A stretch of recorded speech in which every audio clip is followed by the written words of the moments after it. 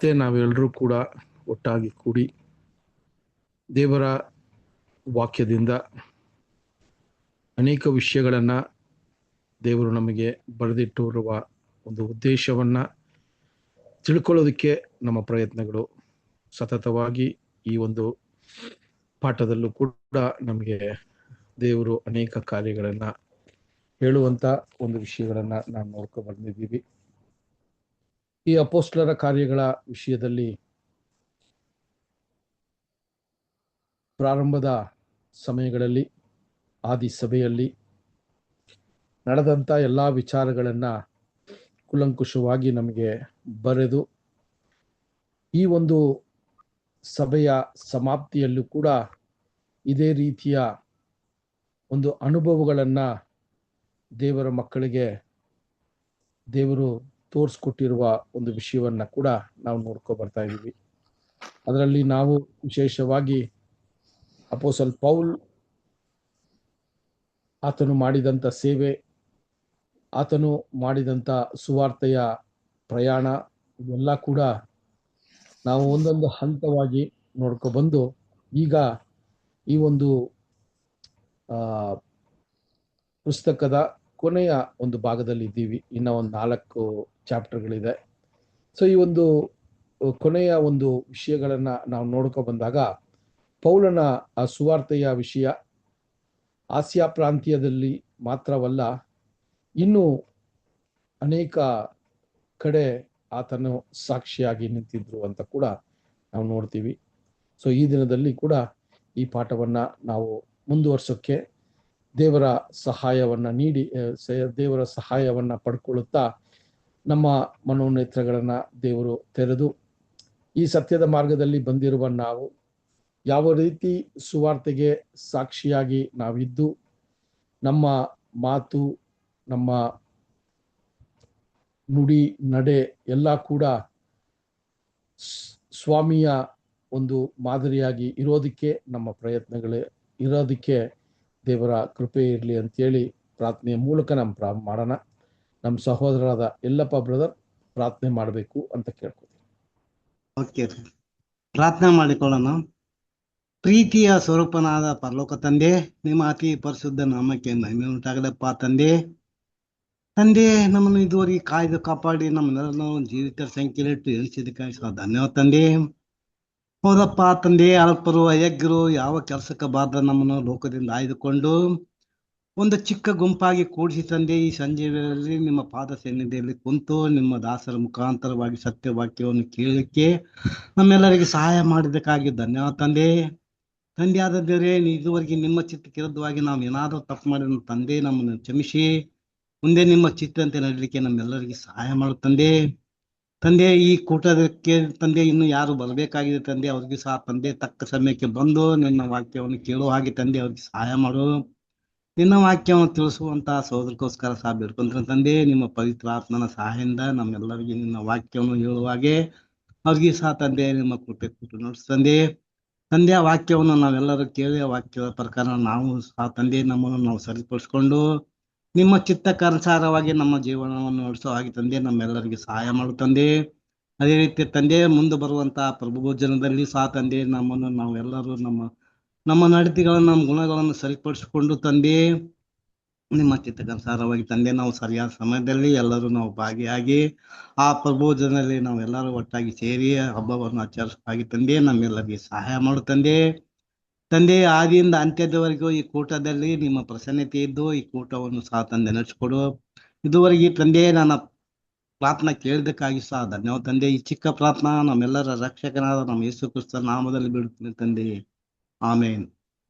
Amen. Thank you ಸಹೋದರರೇ, ಕಳೆದ ವಾರದಲ್ಲಿ ಕೂಡ ನಾವು ಅನೇಕ ವಿಷಯಗಳನ್ನ ನೋಡಿದ್ವಿ. ಅದರಲ್ಲಿ ವಿಶೇಷವಾಗಿ ಯೆರೂಸಲೇಮಿನಿಂದ ಅಪೋಸ್ತಲ ಪೌಲನನ್ನ ಸೆಸಾರಿಯಾ ಪಟ್ಟಣಕ್ಕೆ ಕರೆತಂದ ಶಾಸ್ತ್ರಾಧಿಪತಿಯ ಒಂದು ವಿಚಾರವನ್ನ ಕೂಡ ನಾವು ನೋಡಿದ್ವಿ. ಯೆರೂಸಲೇಮಲ್ಲಿ ಪೌಲನನ್ನ ಕೊಲ್ಲೋದಿಕ್ಕೆ ಕುತಂತ್ರಗಳು ನಡೆದಿತ್ತು. ಆ ಒಂದು ವಿಷಯವನ್ನ ಪೌಲನ ನೆಂಟರಾಗಿರುವಂತ ಒಬ್ಬ ಹುಡುಗ ಅದನ್ನ ಕೇಳ್ಪಟ್ಟು ಬಂದು ಶಾಸ್ತ್ರಾಧಿಪತಿಗೆ ಹೇಳಿದಾಗ ಶಾಸ್ತ್ರಾಧಿಪತಿಯು ಆ ಒಂದು ವಿಷಯ ನಡೆಯದೇ ಇರಂಗೆ ಅನೇಕ ಸೈನಿಕರು, ಕುದುರೆ ಸವಾರರು, ಸೊ ಈ ರೀತಿ ಪೌಲನಿಗೆ ಒಂದು ಸುರಕ್ಷತೆಯಾದ ಒಂದು ಪಯಣವನ್ನ ಅವರು ಮಾಡಿಕೊಟ್ರು. ಅದು ಮಾತ್ರವಲ್ಲ, ಸೆಸಾರಿಯಾ ಪಟ್ಟಣದಲ್ಲಿದ್ದಂಥ ಫೆಲಿಕ್ಸ್ಗೆ ಒಂದು ಪತ್ರವನ್ನ ಕೂಡ ಅವರು ತಲುಪಿಸುವಂತ ಒಂದು ಕೆಲಸವನ್ನ ಮಾಡ್ತಾರೆ ಸಹೋದರರೇ. ಆದರೆ ಅವರು ಶಾಸ್ತ್ರಾಧಿಪತಿಯು ಸೆಸಾರಿಯಾಗಿ ಬರಲ್ಲ. ಏನ್ರಿ ಅವರ ಆ ಒಂದು ಪಯಣದಲ್ಲಿ ಆ ಸೈನಿಕರು ಕೂಡ ಎಲ್ಲರೂ ಕೂಡ ಸೆಸಾರಿಯಾಗಿ ಹೋಗಿಲ್ಲ. ಒಂದು ದಿನದ ಪಯಣ ಮಾಡಿದ ನಂತರ ಒಂದಷ್ಟು ಕುದುರೆ ಸವಾರರು, ಅಲ್ಲಿರುವಂತ ಸೈನಿಕರು ವಾಪಸ್ ಹಿಂದಿರುಗ್ತಾರೆ. ಸ್ವಲ್ಪ ಜನ ಮಾತ್ರ ಅವರು ಸೆಸಾರಿಯಾ ಪಟ್ಟಣ ತನಕ ಹೋಗ್ತಾರೆ. ಅದರಲ್ಲಿ ಶತಾಧಿಪತಿ ಕೂಡ ಆ ಒಂದು ಪತ್ರವನ್ನ ತಗೊಂಡು ಹೋಗುವಂಥದ್ದಾಗಿದೆ. ಆದರೆ ಶಾಸ್ತ್ರಾಧಿಪತಿಯು ಅದನ್ನ ಅವರು ಯೆರೂಸಲೇಮಲ್ಲಿ ಉಳ್ಕೊಂಡ್ರು ಅನ್ನೋದು ಕೂಡ ನಮಗೆ ತಿಳಿದು ಬಂದಿದೆ ಸಹೋದರ. ಆ ರೀತಿಯಲ್ಲಿ ಈಗ ಸೆಸಾರಿಯಾ ಪಟ್ಟಣವನ್ನ ಅವರು ಸೇರಿದಾಗ ಆ ಶತಾಧಿಪತಿಯು ಪತ್ರವನ್ನ ಫೆಲಿಕ್ಸ್ ಕೈಯಲ್ಲಿ ಕೊಟ್ಟಾಗ ಅದನ್ನ ಓದೋದಿಕ್ಕೆ ಆ ಒಂದು ಮಹಾ ಸಮೂಹದಲ್ಲಿ ಅದನ್ನ ಓದೋದಿಕ್ಕೆ ಅಪ್ಪಣೆ ಕೊಟ್ಟಾಗ ಅದನ್ನು ಓದಿದಾಗ ಸಹೋದರರೇ, ಅಲ್ಲಿ ಆ ಒಂದು ಫಿಲಿಕ್ಸ್ ಏನಂತ ಹೇಳ್ತಾರೆ ಅಂತ ನೋಡ್ಬೇಕಾದ್ರೆ, ನೀನು ಯಾವ ಪ್ರಾಂತ್ಯಕ್ಕೆ ಸೇರಿದವನು ಅಂತ ಒಂದು ವಿಷಯವನ್ನ ಹೇಳ್ತಾರೆ. ಸೊ ಆ ಪ್ರಾಂತ್ಯವು ಆತನ ಅಡಿಯಲ್ಲಿ ಬರೋದ್ರಿಂದ ನಾನು ಈ ಒಂದು ವಿಷಯವನ್ನ ಕೇಳಿ ನ್ಯಾಯ ತೀರ್ಪು ಕೊಡ್ತೀನಿ ಅನ್ನುವ ಒಂದು ವಿಚಾರವಾಗಿ ಹೇಳ್ತಾರೆ. ಆದ್ರೆ ಆತನು ಏನು ಅಂತ ಅಲ್ಲಿ ಹೇಳ್ತಾರಂದ್ರೆ, ನಿನ್ನ ವಿರುದ್ಧವಾಗಿ ದೂರು ಕೊಟ್ಟಿರುವಂತ ಜನರು ಕೂಡ ಬಂದು ಇಲ್ಲಿ ಖುದ್ದಾಗಿ ನನ್ನ ಹತ್ರ ಈ ವಿಷಯಗಳನ್ನ ಹೇಳಬೇಕು ಅಂತ ಹೇಳಿದ್ರೆ ಮಾತ್ರ ನಾನು ಸರಿಯಾದ ಒಂದು ನಿರ್ಧಾರವನ್ನ ತಗೊಂಡು ತೀರ್ಪು ಕೊಡಕ್ಕೆ ಸಾಧ್ಯ ಅಂತ ಹೇಳಿ ಅವ್ರು ಏನ್ ಮಾಡ್ತಾರೆ ಅಂತ ನೋಡ್ಬೇಕಾದ್ರೆ, ಆ ಒಂದು ಪೌಲನನ್ನ ಏರೋದಿನ ಆ ಒಂದು ನ್ಯಾಯಪೀಠದ ಒಂದು ಕೋಣೆಯಲ್ಲಿ ಆತನನ್ನ ಇರಿಸುವಂತೆ ಆಜ್ಞೆಯನ್ನ ಕೊಡ್ತಾರೆ. ಸೊ ಇದು ನಾವು ಕಳೆದ ವಾರದಲ್ಲಿ ನೋಡಿದಂತ ಕಾರ್ಯಗಳು.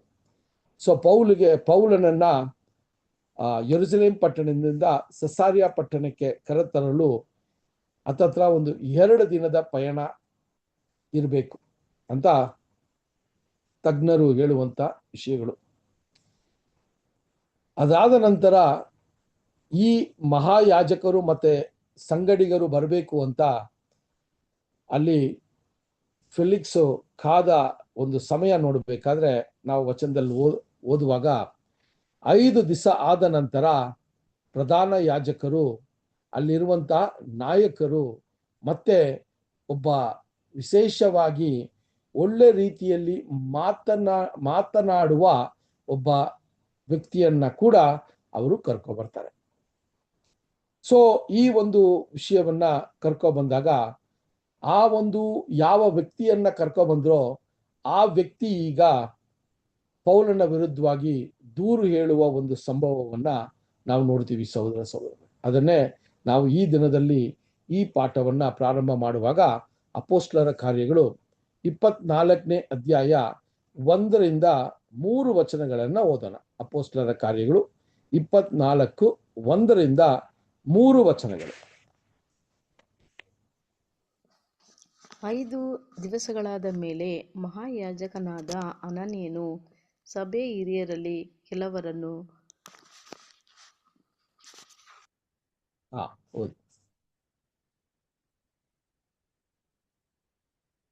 ಓದಿ ಸಿಸ್ಟರ್. ಮ್ಯೂಟ್ ಆಗಿದೆ ಸಿಸ್ಟರ್. ಫೆಲಿಕ್ಸನ ಮುಂದೆ ನಡೆದ ನ್ಯಾಯ ವಿಚಾರಣೆ.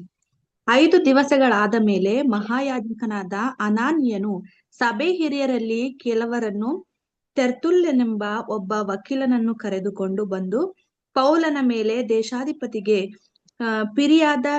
ಫಿರ್ಯಾದಿ ಹೇಳಿದನು. ಪೌಲನನ್ನು ಕರೆಯಿಸಿದ ನಂತರ ತೆರ್ತುಲ್ಲನು ಅವನ ಮೇಲೆ ತಪ್ಪು ಹೊರಿಸುವುದಕ್ಕೆ ಪ್ರಾರಂಭಿಸಿ ಹೀಗಂದನು, ಶ್ರೀಮಾತ್ ಫೆಲಿಕ್ಸನೇ, ನಿನ್ನ ಮೂಲಕವಾಗಿ ನಮಗೆ ಬಹು ಸಮಾಧಾನ ಉಂಟಾಗುವುದರಿಂದಲೂ ನಿನ್ನ ಪರಂಬರಿಕೆಯಿಂದ ಈ ದೇಶದ ಜನರಿಗೆ ಎಲ್ಲಾ ವಿಧದಲ್ಲಿಯೂ ಎಲ್ಲಾ ಸ್ಥಳದಲ್ಲಿಯೂ ಸುಧಾರಣೆಗಳು ಆಗುವುದರಿಂದಲೂ ನಾವು ಈ ಉಪಕಾರಗಳನ್ನು ಕೃತಜ್ಞತೆಯಿಂದ ಒಪ್ಪಿಕೊಳ್ಳುತ್ತೇವೆ. ಆದರೆ ಓಕೆ. ಸೊ ಇಲ್ಲಿ ಕಂಪ್ಲೀಟ್ ಮಾಡಿ ಸಿಸ್ಟರ್, 3ನೇ ವಚನ ಕಂಪ್ಲೀಟ್ ಮಾಡಿ. ಆದರೆ ನಿನ್ನನ್ನು ಹೆಚ್ಚಾಗಿ ಬೇಸರಗೊಳಿಸುವುದಕ್ಕೆ ಮನಸ್ಸಿಲ್ಲದೆ ನಾವು ಸಂಕ್ಷೇಪವಾಗಿ ಹೇಳುವ ಮಾತುಗಳನ್ನು ದಯೆಯಿಂದ ಲಾಲಿಸಬೇಕೆಂದು ಬೇಡಿಕೊಳ್ಳುತ್ತೇನೆ. ಓಕೆ. ಸೊ ಇಲ್ಲಿ ನಾವು ನೋಡುವಾಗ ಸಹೋದರರೇ, ಈ ವಕೀಲನನ್ನ, ತೆರ್ತಿಲು ಅನ್ನುವ ಒಬ್ಬ ವಕೀಲನನ್ನ ಈ ಪ್ರಧಾನ ಯಾಜಕರು ಮತ್ತೆ ಹಿರಿಯರು, ಅಲ್ಲಿರುವಂತ ಹಿರಿಯರು ಇವ್ರನ್ನ ಕರ್ಕೊಬರ್ದೋದನ್ನ ನಾವು ನೋಡ್ತೀವಿ ಸಹೋದರ. ಸೊ ಈ ಒಂದು ವಕೀಲನು ಈಗ ಫೆಲಿಕ್ಸನ ಮುಂದೆ ಪೌಲನ ವಿರುದ್ಧವಾಗಿ ಆತನ ದೂರು ಹೇಳೋದಕ್ಕೆ ಮುಂಚೆ ಫೆಲಿಕ್ಸನಿಗೆ ಕೊಡುವಂತ ಆ ಗೌರವವನ್ನ ಅವನು ಪ್ರಾರಂಭ ಮಾಡ್ತಾನೆ. ಸೊ ಯಾವ ರೀತಿ ಒಬ್ಬ ಗಣ ವ್ಯಕ್ತಿಗೆ ಅವರನ್ನ ಗೌರವಿಸಿ ಅದಾದ ನಂತರ ಅವರು ಮಾತನಾಡುವ ಒಂದು ಪದ್ಧತಿಯನ್ನ ನಾವು ನೋಡ್ಬೋದು. ಈಗಲೂ ಕೂಡ ನೀವು ನ್ಯಾಯಾಲಯಗಳಲ್ಲಿ ನೀವು ನೋಡಿದಾಗ ಸಹೋದರರೇ, ವಕೀಲರು ಎಲ್ಲರೂ ಕೂಡ ಆ ಒಂದು ಜಡ್ಜ್ ಅನ್ನ ಯಾವ ರೀತಿ ಅವರು ಮಾತನಾಡಿಸ್ತಾರೆ ಅಂತ ನೋಡ್ಬೇಕಾದ್ರೆ ಮೈ ಲಾರ್ಡ್ ಅಂತ ಈಗಲೂ ಕೂಡ ಆ ಪದ್ಧತಿ ಹಂಗೆ ಇದೆ. ಮೈ ಲಾರ್ಡ್ ಅಂತ ಹೇಳ್ಬೇಕಾದ್ರೆ ಅವರಿಗೆ ಕೊಡುವಂತ ಆ ಗೌರವ, ಯಾಕಂದ್ರೆ ಅವರು ನ್ಯಾಯಾಧೀಶರು, ಆ ನ್ಯಾಯವನ್ನ ಹೊರಡಿಸುವ ವ್ಯಕ್ತಿಗೆ ಅವರು ಕೊಡುವಂತ ಗೌರವವನ್ನ ನಾವು ನೋಡ್ತೀವಿ ಸಹೋದರರೇ. ಸೊ ಅದೇ ರೀತಿಯಲ್ಲಿ ಇಲ್ಲೂ ಕೂಡ ಫೆಲಿಕ್ಸನನ್ನ ಮೆಚ್ಚಿಸೋದಕ್ಕೆ ಅಥವಾ ಆತನ ಒಂದು ದಯೆಯನ್ನ ಪಡ್ಕೊಳ್ಳೋದಕ್ಕೆ ಈ ವಕೀಲನು ಆತನ ಒಂದು ಶೈಲಿಯಲ್ಲಿ ಅವರಿಗೆ ಕೃತಜ್ಞತೆಯನ್ನ ಕೊಡೋದನ್ನ ನೋಡ್ತೀವಿ. ಆ ಕೃತಜ್ಞತೆಯಲ್ಲಿ ನಾವು ನೋಡೋದು ಏನಂತ ನೋಡ್ಬೇಕಾದ್ರೆ, ರೋಮಾಪುರಿಯ ಒಂದು ರಾಜನು ಅಥವಾ ಆಳ್ವಿಕೆ ಮಾಡುವಂತ ವ್ಯಕ್ತಿಯನ್ನ ಈ ಯಹೂದ್ಯರು ಯಾವ ರೀತಿ ಅವರು ಮಾತನಾಡ್ತಾರೆ ಅಂತ ನೋಡ್ಬೇಕಾದ್ರೆ, ನೀವು ನಿಮ್ಮ ಪ್ರಾಂತ್ಯದಲ್ಲಿ ಇರುವಂತ ಯಹೂದ್ಯರಾಗಿರುವ ನಮ್ಮನ್ನು ಶ್ರೇಷ್ಠವಾಗಿ ಅತಿ ಉನ್ನತವಾಗಿ ನಮ್ಮನ್ನ ನೋಡ್ಕೋತಾ ಇದ್ದೀರಾ, ಯಾವ ರೀತಿಯಲ್ಲೂ ಕೊರತೆ ಇಲ್ದಂಗೆ ನಮ್ಮನ್ನ ನೀವು ನೋಡ್ಕೋತಾ ಇದ್ದೀರಾ, ನಮಗೆ ಎಲ್ಲಾ ಅಗತ್ಯವಾದ ವಿಷಯಗಳನ್ನ ನೀವು ನಮಗೆ ಒದಗಿಸ್ಕೊಡ್ತೀರಾ. ಸೊ ಈ ರೀತಿ ಏನ್ ಮಾಡ್ತಾರೆ, ಅವ್ರನ್ನ ಹೊಗಳಿ ವಿಷಯಗಳನ್ನ ಈಗ ಪ್ರಾರಂಭ ಮಾಡ್ತಾರೆ. ಸೊ ಆ ಹೊಗಳಿದ ನಂತರ ಕಡೆಗೆ ಏನಂತ ಹೇಳ್ತಾರಂದ್ರೆ, ನೀವು ಇರುವಂತ ಒಂದು ಸ್ಥಾನದಲ್ಲಿ ಎಲ್ಲಾ ಒಂದೊಂದು ಸಮಯ ಕೂಡ ತುಂಬಾ ಅಮೂಲ್ಯವಾಗಿದೆ. ಸೊ ಆದ್ದರಿಂದ ನಿಮ್ಮ ಸಮಯವನ್ನ ವ್ಯರ್ಥವಾಗಿ ನಾವು ಕಳೆಯದೆ, ನಾನು ಸಂಕ್ಷಿಪ್ತವಾಗಿ ತುಂಬಾ ಒಂದು ಸಿಂಪಲ್ ಆಗಿ ಈ ಒಂದು ವಿಷಯವನ್ನ, ಈ ಒಂದು ಮನುಷ್ಯನ ವಿರುದ್ಧವಾಗಿ ಒಂದು ದೂರನ್ನ ನಾನು ಹೇಳಿ ನನ್ನ ಒಂದು ವಿಷಯವನ್ನ ಮುಗಿಸ್ತೀನಿ ಅಂತ ಈ ರೀತಿ ಅವರು ಅಪ್ಪನೆ ಪಡ್ಕೊಂಡು ಅವನು ಈಗ ಪ್ರಾರಂಭ ಮಾಡ್ತಾನೆ. ನೋಡಿ, ವಕೀಲರಲ್ವಾ, ಸೊ ಅವ್ರಿಗೆ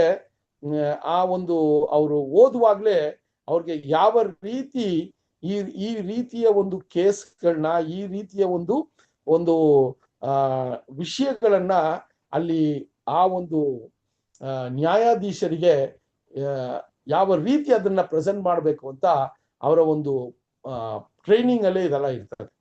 ಸೊ ಆ ರೀತಿ ಆಗಿನ ಕಾಲದಲ್ಲೂ ಕೂಡ ಈ ರೀತಿಯ ಒಂದು ವರ್ತನೆಗಳು ನಾವು ನೋಡಕ್ಕೆ ಸಾಧ್ಯ ಸಹೋದರ.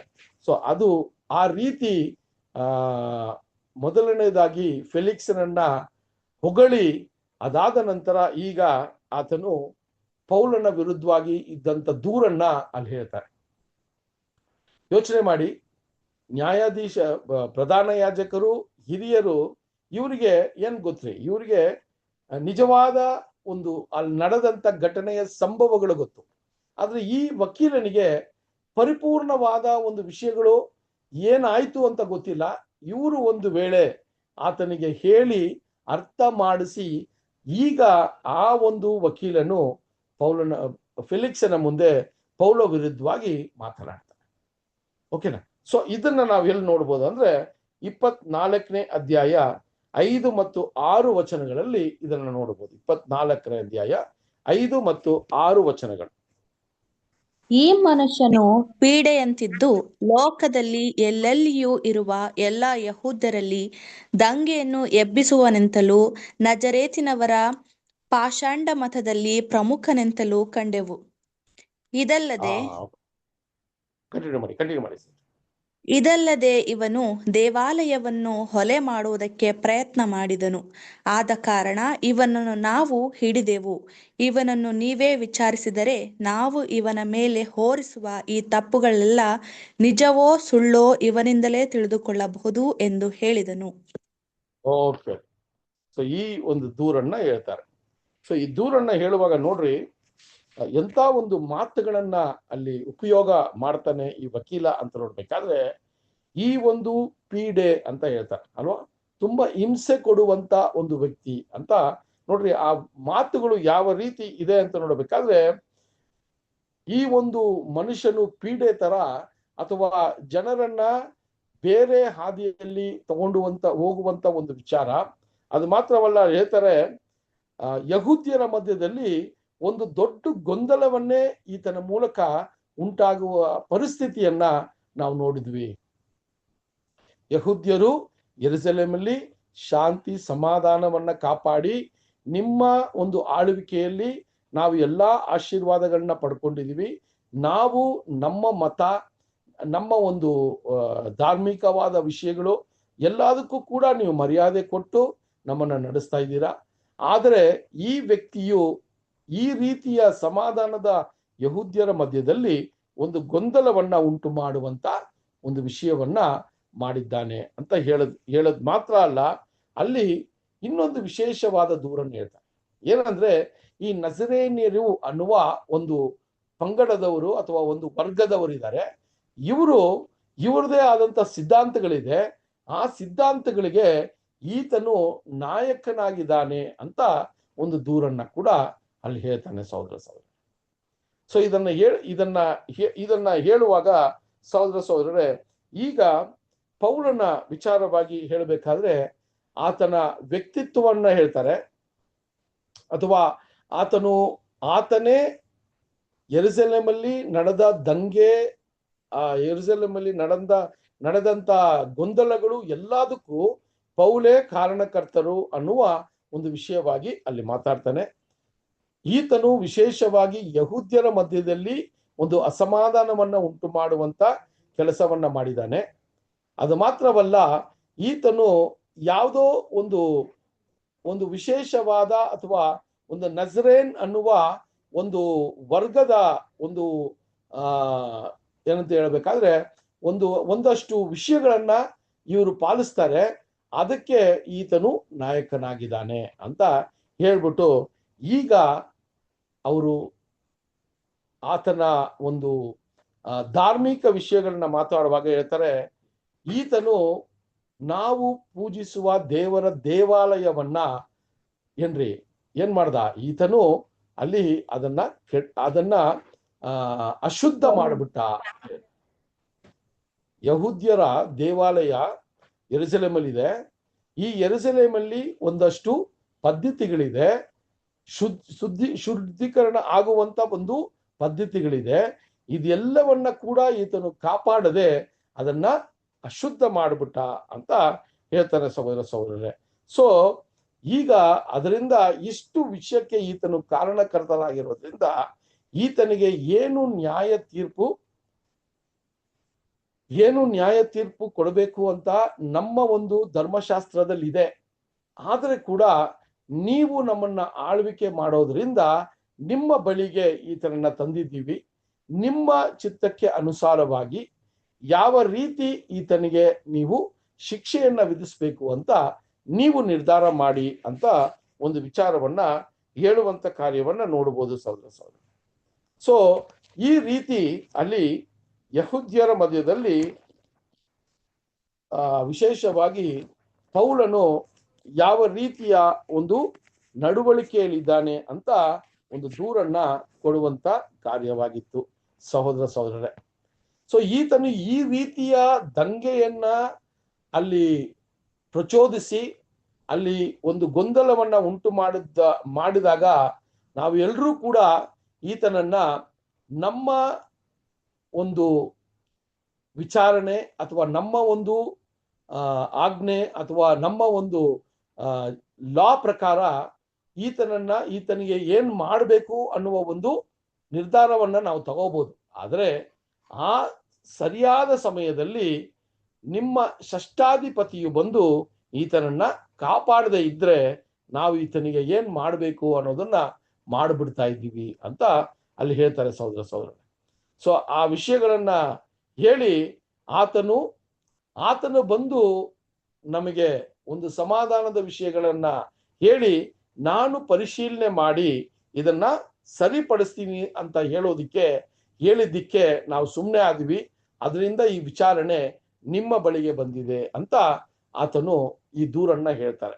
ಯಾರು?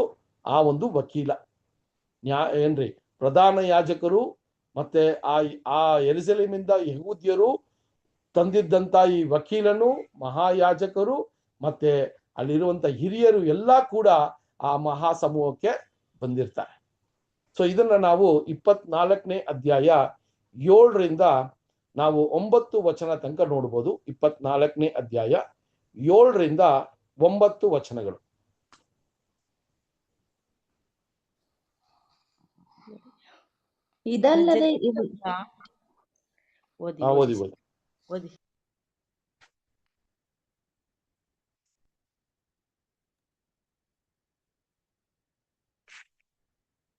ಇದಲ್ಲದೆ ಇವನು ದೇವಾಲಯವನ್ನು ಹೊಲೆ ಮಾಡುವುದಕ್ಕೆ ಪ್ರಯತ್ನ ಮಾಡಿದನು.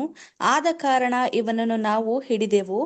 ಇವನನ್ನು ನೀನೇ ವಿಚಾರಿಸಿದರೆ ನಾವು ಇವನ ಮೇಲೆ ಹೊರಿಸುವ ಈ ತಪ್ಪುಗಳೆಲ್ಲ ನಿಜವೋ ಸುಳ್ಳೋ ಇವನಿಂದಲೇ ತಿಳಿದುಕೊಳ್ಳಬಹುದು ಎಂದು ಹೇಳಿದನು. ಕಂಟಿನ್ಯೂ ಮಾಡಲಾಗುವುದು. 7ರಿಂದ 9. ಆಗ ಯಹೂದ್ಯರು ಈ ಸಂಗತಿಗಳು ನಿಜವೇ ಎಂದು ಹೇಳಿ ತಾವು ಆ ದೋಷಾರೋಪಣೆ ಮಾಡುವುದರಲ್ಲಿ ಸೇರಿದರು. ಓಕೆ ಸಹೋದರರೇ, ಸೊ ಈಗ ಇಷ್ಟು ವಿಷಯಗಳನ್ನ ಅಲ್ಲಿ ಏನಂತ ಮಾಡ್ತಾರೆ ಅಂತ ನೋಡ್ಬೇಕಾದ್ರೆ ನಾವು ಅಲ್ಲೇ ಕೂಡ ವಿಚಾರಣೆ ಮಾಡಿ ನಮ್ಮ ಒಂದು ಪದ್ಧತಿಯ ಪ್ರಕಾರ ಈತನಿಗೆ ಏನು ಶಿಕ್ಷೆಯನ್ನ ವಿಧಿಸ್ಬೇಕೋ ಅದನ್ನ ವಿಧಿಸಕ್ಕೆ ನಾವು ತಯಾರಾಗಿದ್ವಿ. ಆದರೆ ನಿಮ್ಮ ನೇತೃತ್ವದಲ್ಲಿ ಇದ್ದಂತ ಒಂದು ಷಷ್ಠಾಧಿಪತಿಯು ಇದನ್ನ ತಡೆಗಟ್ಟಿ ಪೌಲನನ್ನ ನಾವು ಏನೂ ಒಂದು ನಿರ್ಧಾರ ತಗೊಳ್ದೇ ಇರಂಗೆ ಮಾಡಿ ಆತನು ಪರಿಶೀಲನೆ ಮಾಡ್ತೀನಿ ಅಂತ ಹೇಳಿ ನಿಮ್ಮ ಬಳಿಗೆ ಈ ಒಂದು ವಿಚಾರಣೆ ಬಂದಿದೆ ಅನ್ನುವ ಒಂದು ಕಾರ್ಯವನ್ನ ಅಲ್ಲಿ ಹೇಳುವಂತದ್ದಾಗಿದೆ ಸಹೋದರ. ಸೊ ಈ ಒಂದು ವಿಷಯಗಳನ್ನ ಯೋಚನೆ ಮಾಡಿದಾಗ ಈ ಒಂದು ಷಷ್ಠಾಧಿಪತಿಯ ಹೆಸರನ್ನ ಕೂಡ ನಾವೇನ್ ಮಾಡಿದ್ವಿ, ನಾವು ನೋಡಿದ್ವಿ. ಈ ಷಷ್ಠಾಧಿಪತಿಯ ಹೆಸರು ನೋಡ್ಬೇಕಾದ್ರೆ ಕ್ಲೌಡಿಯಸ್ ಲೈಸ್ತೀಸ್ ಅನ್ನುವ ಒಂದು ಹೆಸರು ಇರುವಂತ ಷಷ್ಠಾಧಿಪತಿಯು ಅಂತ ನಮಗೆ ಗೊತ್ತಾಯ್ತು.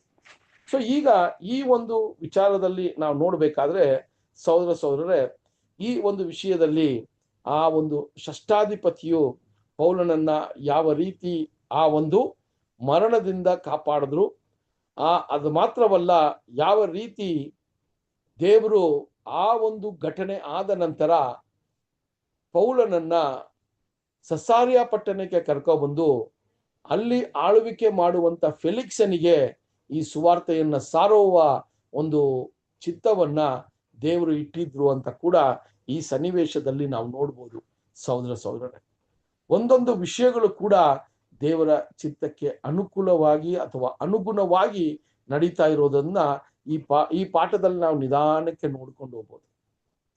ಸೊ ಪೌಲನನ್ನ ಸಾಯಿಸುವ ಒಂದು ವಿಷಯ ಎಲ್ಲೋ ನಡೆದಿರ್ಬೇಕಾಗಿತ್ತು. ಆತನ ಮೊದಲನೇ ಪ್ರಯಾಣ, 2ನೇ ಪ್ರಯಾಣ, 3ನೇ ಪ್ರಯಾಣದಲ್ಲಿ ನಾವು ಎಷ್ಟೋ ಘಟನೆಗಳನ್ನ ನೋಡಿದಾಗ ಪೌಲನನ್ನ ಒಡೆದು ಸಾಯುವ ಮಟ್ಟಕ್ಕೆ ಒಡೆದಿರುವಂತ ಪರಿಸ್ಥಿತಿಯನ್ನ ನೋಡಿದ್ದೀವಿ. ಆದ್ರೆ ಅಂತ ಒಂದು ಎಲ್ಲಾ ದುರ್ಘಟನೆಯಲ್ಲೂ ಕೂಡ ಪೌಲನನ್ನ ದೇವರು ಅಲ್ಲಿ ಕಾಪಾಡ್ಕೊ ಬಂದಿದ್ದನ್ನ, ಅದು ಮಾತ್ರವಲ್ಲ ಸ್ವಾಮಿ ಆತನಿಗೆ ಯಾವಾಗಲೂ ಸ್ವಾಮಿಯ ಒಂದು ಮಾತು ಆತನನ್ನ ಉತ್ತೇಜಿಸಿ ಆತನನ್ನ ಬಲಪಡಿಸಿ ಈ ಸುವಾರ್ತೆಯ ಕಾರ್ಯಗಳನ್ನ ಮಾಡುವಂತ ಒಂದು ವಿಷಯವನ್ನ ಮಾಡೋದನ್ನ ಕೂಡ ನಾವು ನೋಡ್ತಾ ಇದ್ದೀವಿ ಸಹೋದರ ಸಹೋದರರೇ. ಸೊ ಆ ರೀತಿಯಲ್ಲಿ ಈ ಒಂದು ದೂರನ್ನ ಅಲ್ಲಿ ಕೊಟ್ಟಾಗ ಸಹೋದರ ಸಹೋದರರೇ, ಅಲ್ಲಿ ಅನೇಕ ಜನರು ಸಾಕ್ಷಿ ಕೊಡುವಂತ ರೀತಿಯಲ್ಲಿ ಮಾತನಾಡೋದನ್ನ ಕೂಡ ನಾವು ನೋಡ್ತೀವಿ ಸಹೋದರ ಸಹೋದರರೇ. ಅದನ್ನೇ ನಾವು ಆ ವಚನಗಳನ್ನ ಓದುವಾಗ ನೋಡಿದ್ವಿ. ಅನೇಕ ಜನರು ಈ ವಿಷಯಗಳು, ಈ ಒಂದು ವಕೀಲನು ಹೇಳಿದಂತ ವಿಷಯಗಳು ಸರಿಯಾದದ್ದೇ, ನ್ಯಾಯವಾದದ್ದೇ, ಆತನಿಗೆ ಶಿಕ್ಷೆಯನ್ನ ನೀವು ವಿಧಿಸಬೇಕು ಅನ್ನುವ ಒಂದು ದೃಷ್ಟಿಯಲ್ಲಿ ಅಲ್ಲಿ ಮಾತನಾಡುವ ಒಂದು ಕಾರ್ಯಗಳನ್ನ ನಾವು ನೋಡ್ತೀವಿ. ಸೊ ಆಗ ಈಗ ಈ ಫೆಲಿಕ್ಸನು ಏನು ಮಾಡ್ತಾನೆ ಅಂತ ನೋಡ್ಬೇಕಾದ್ರೆ ಈಗ ಮಾತನಾಡಲು ಪ್ರಾರಂಭ ಮಾಡ್ತಾನೆ. ಓಕೆನಾ? ಸೊ ಇದನ್ನ ನಾವು ನೋಡ್ಬೇಕಾದ್ರೆ ಈಗ ಈ ಒಂದು ವಕೀಲನು ಹೇಳಿದಂತ ದೂರನ್ನ ಕೇಳಿದ ನಂತರ ಈಗ ಫೆಲಿಕ್ಸನು ಪೌಲು ಮಾತನಾಡೋದಕ್ಕೆ ಒಂದು ಆಜ್ಞೆಯನ್ನ ಕೊಡ್ತಾರೆ ಅಲ್ವಾ. ಆತನು ಒಂದು ಏನಂತ ಹೇಳ್ಬೇಕಾದ್ರೆ ಒಂದು ಆಕ್ಷನ್ ಅಲ್ಲೇ ಹೇಳ್ತಾರೆ, ಈಗ ನಿನ್ನ ವಿಚಾರಣೆಯನ್ನ ನೀನು ಹೇಳುವಂತ ಪೌಲನಿಗೆ ಹೇಳುವ ರೀತಿಯಲ್ಲಿ ಒಂದು ಆಕ್ಷನ್ ನ ಮಾಡ್ತಾನೆ. ಸರಿನಾ? ಸೊ ಈಗ ಪೌಲನು ಆತನ ಒಂದು ವಿಷಯವನ್ನ ಈಗ ಫೆಲಿಕ್ಸನ ಮುಂದೆ ಪ್ರೆಸೆಂಟ್ ಮಾಡ್ತಾರೆ. ಪೌಲ್ ತುಂಬಾ ಅದ್ಭುತವಾದ ಒಂದು ವಿಷಯಗಳು. ವಚನಗಳನ್ನ ನಾವು ನೋಡುವಾಗ ವಿಶೇಷವಾಗಿ ಈ ರೀತಿಯ ಒಂದು ವಿಚಾರಣೆಗಳು ಬಂದಾಗ ಅಥವಾ ತಂದೆಯಾದ ದೇವರಿಗೆ ಆತನ ಸುವಾರ್ತೆಗೆ ಸಾಕ್ಷಿಯಾಗಿ ನಿಂತ್ಕೊಳ್ಳುವಾಗ ಎಂತ ಒಂದು ದೊಡ್ಡ ದೊಡ್ಡ ಜನರ ಮುಂದೆ ನಿಂತ್ಕೊಂಡ್ರು ಕೂಡ ನಾವು ಭಯ ಬೀಳಬಾರದು ಅನ್ನೋದನ್ನ ಸ್ವಾಮಿ ಹೇಳುವಾಗ ಹೇಳ್ತಾರೆ. ನಾನು ಈ ರೀತಿಯ ಒಂದು ಸನ್ನಿವೇಶಗಳು ಬಂದಾಗ ನೀನು ಮಾತನಾಡಲ್ಲ, ನಾನು ನಿನ್ನ ಪರವಾಗಿ ಮಾತನಾಡ್ತೀನಿ ಅಂತ ಅನೇಕ ವಿಚಾರಗಳಲ್ಲಿ ಸ್ವಾಮಿ ಇದನ್ನ ಹೇಳುವಂಥದ್ದಲ್ಲಿ ನೋಡ್ತೀವಿ ಅಲ್ವಾ. ಸೊ ಅದೇ ರೀತಿಯಲ್ಲಿ ಇಲ್ಲೂ ಕೂಡ ಪೌಲನಿಗೆ ಅಂತ ದೊಡ್ಡ ಒಂದು ವ್ಯಕ್ತಿಯ ಮುಂದೆ ಮಾತನಾಡೋದಕ್ಕೆ ದೇವರು ಒಂದು ಒಳ್ಳೆಯ ಆತ್ಮವನ್ನ ಕೊಟ್ಟು ಆತನನ್ನ ನಡೆಸಿದ್ರು ಅಂತ ಕೂಡ ನಾವು ನೋಡ್ಬೋದು. ನೋಡಿ ಎಂತ ಒಂದು ರೀತಿಯಲ್ಲಿ ಪೌಲನೀಗ ಫೆಲಿಕ್ಸನ ಹತ್ರ ಮಾತಾಡ್ತಾನೆ ಅಂತ ನೋಡ್ಬೇಕಾದ್ರೆ 24ನೇ ಅಧ್ಯಾಯ 10ರಿಂದ 13 ವಚನಗಳನ್ನ ನೋಡ್ಬೋದು. 24ನೇ ಅಧ್ಯಾಯ 10ರಿಂದ 13 ವಚನಗಳು ಓದಿ ಯಾರಾದ್ರೂ ಸಿಸ್ಟರ್. ದೇಶಾಧಿಪತಿಯು ಪೌಲನಿಗೆ, ನೀನು ಮಾತಾಡಬಹುದೆಂದು ಸನ್ನೆ ಮಾಡಲು ಅವನು ಪ್ರತ್ಯುತ್ತರವನ್ನು ಹೇಳಿದ್ದೇನೆಂದರೆ, ನೀನು ಅನೇಕ ವರ್ಷಗಳಿಂದ ಈ ದೇಶದ ಜನರಿಗೆ ನ್ಯಾಯಾಧಿಪತಿಯಾಗಿರುತ್ತೀ ಎಂದು ತಿಳಿದು ನಾನು ಧೈರ್ಯವಾಗಿ ಪ್ರತಿವಾದ ಮಾಡುತ್ತೇನೆ. ನಾನು ದೇವಾರಾಧನೆ ಮಾಡುವುದಕ್ಕೆ ಯೆರೂಸಲೇಮಿಗೆ ಹೋಗಿ 12 ದಿವಸ ಮಾತ್ರವಾಯಿತೆಂದು ನೀನು ತಿಳಿದುಕೊಳ್ಳಬಹುದು. ಅಲ್ಲಿ ದೇವಾಲಯದಲ್ಲಾಗಲಿ ಸಭಾಮಂದಿರಗಳಲ್ಲಾಗಲಿ ಪಟ್ಟಣಗಳಲ್ಲಾಗಲಿ ನಾನು ಯಾರ ಸಂಗಡವಾದರೂ ವಾದಿಸುವುದನ್ನು ಇಲ್ಲವೇ ಜನರ ಗುಂಪು ಕೂಡಿಸುವುದನ್ನು ಇವರು ಕಾಣಲಿಲ್ಲ. ಓಕೆ. ಸೊ ಇಲ್ಲಿ ಪೌಲರು ಪ್ರಾರಂಭ ಮಾಡ್ತಾರೆ. ಯಾವ ರೀತಿ ಪ್ರಾರಂಭ ಮಾಡ್ತಾರೆ ಅಂತ ನೋಡ್ಬೇಕಾದ್ರೆ ಪೌಲನು ತುಂಬಾ ದೇವರ ಕೃಪೆಯಿಂದ ಆ ಒಂದು ಜ್ಞಾನ ಯಾವ ರೀತಿ ದೇವರು ಕೊಡ್ತಾರೆ ಅಂತ ನೋಡ್ಬೇಕಾದ್ರೆ ಫೆಲಿಕ್ಸನ ಹತ್ರ ಮಾತನಾಡುವಾಗ ಈಗ ಫೆಲಿಕ್ಸನ ಆ ಒಂದು ದೇಶಾಧಿಪತಿ ನೀನು ಮಾತನಾಡು ಅಂತ ಒಂದು ಆಕ್ಷನ್ ನ ಮಾಡುವಾಗ ಈಗ ಪೌಲನು ಮಾತಾಡ್ತಾರೆ. ಪೌಲನು ಹೇಳ್ತಾರೆ, ನೀನು ಎಷ್ಟೋ ವರ್ಷಗಳಿಂದ ನೀನು ಜನರನ್ನ ನ್ಯಾಯ ವಿಚಾರಿಸಿ ನೀವು ಇಡೀ ದೇಶವನ್ನೇ ನ್ಯಾಯ ವಿಚಾರಣೆ ಮಾಡುವ ಒಂದು ಅನುಭವ ಇರೋದ್ರಿಂದ ಧೈರ್ಯವಾಗಿ ನಿಮ್ಮ ಮುಂದೆ ನನ್ನ ಸಾಕ್ಷಿಯನ್ನ ಕೊಡ್ತೇನೆ ಅಂತ ಹೇಳ್ತಾರೆ. ಹೇಳ್ಬಿಟ್ಟು ಈಗ ಏನಂತ ಹೇಳ್ತಾರೆ ಅಂದ್ರೆ, ನಾನು ಯೆರೂಸಲೇಮಿಗೆ ಬಂದು 12 ದಿವಸ ಮಾತ್ರನೇ ಆಯ್ತು ಅನ್ನೋದನ್ನ ಪ್ರಥಮವಾಗಿ ನಿಮಗೆ ನಾನು ಹೇಳೋದಿಕ್ಕೆ ಬಯಸ್ತೇನೆ ಅಂತ ಹೇಳ್ತಾರೆ ಅಲ್ವಾ. ಸೊ ಇಲ್ಲಿ ನಾವು ಅಲ್ಲಿ ಯಾಕೆ ಅಂತ ನೋಡ್ಬೇಕಾದ್ರೆ ನಾನು ಆಸಿಯಾ ಪ್ರಾಂತದಲ್ಲಿ ನಾನಾ ಪ್ರಾಂತ್ಯಗಳನ್ನ ಎಲ್ಲಾ ಭೇಟಿ ಮಾಡಿ ನಾನು ಎಷ್ಟೋ ವರ್ಷಗಳ ನಂತರ ಅಲ್ವಾ, ಎಷ್ಟೋ ತಿಂಗಳ ನಂತರ ನಾನು ಯೆರೂಸಲೇಮಿಗೆ ದೇವಾಲಯಕ್ಕೆ ಬಂದು ನನ್ನ ಒಂದು ವಿಚಾರವಾಗಿ ದೇವರ ದೇವಾಲಯವನ್ನ ನಾನು ಬಂದು ಅದರಲ್ಲಿ ನಾನು ಪೂಜೆ ಮಾಡೋದಿಕ್ಕೆ ಅಥವಾ ನಾನು ಯಜ್ಞಗಳನ್ನ ಸಮರ್ಪಿಸೋದಿಕ್ಕೆ ನಾನು ಬಂದಿದ್ದೀನಿ ಅಂತ ಹೇಳ್ತಾರೆ. ಕೇವಲ ನಾನು ಬಂದು 12 ದಿವಸಗಳು ಮಾತ್ರ ಆಯ್ತು ಅಂತ ಹೇಳ್ತಾರೆ.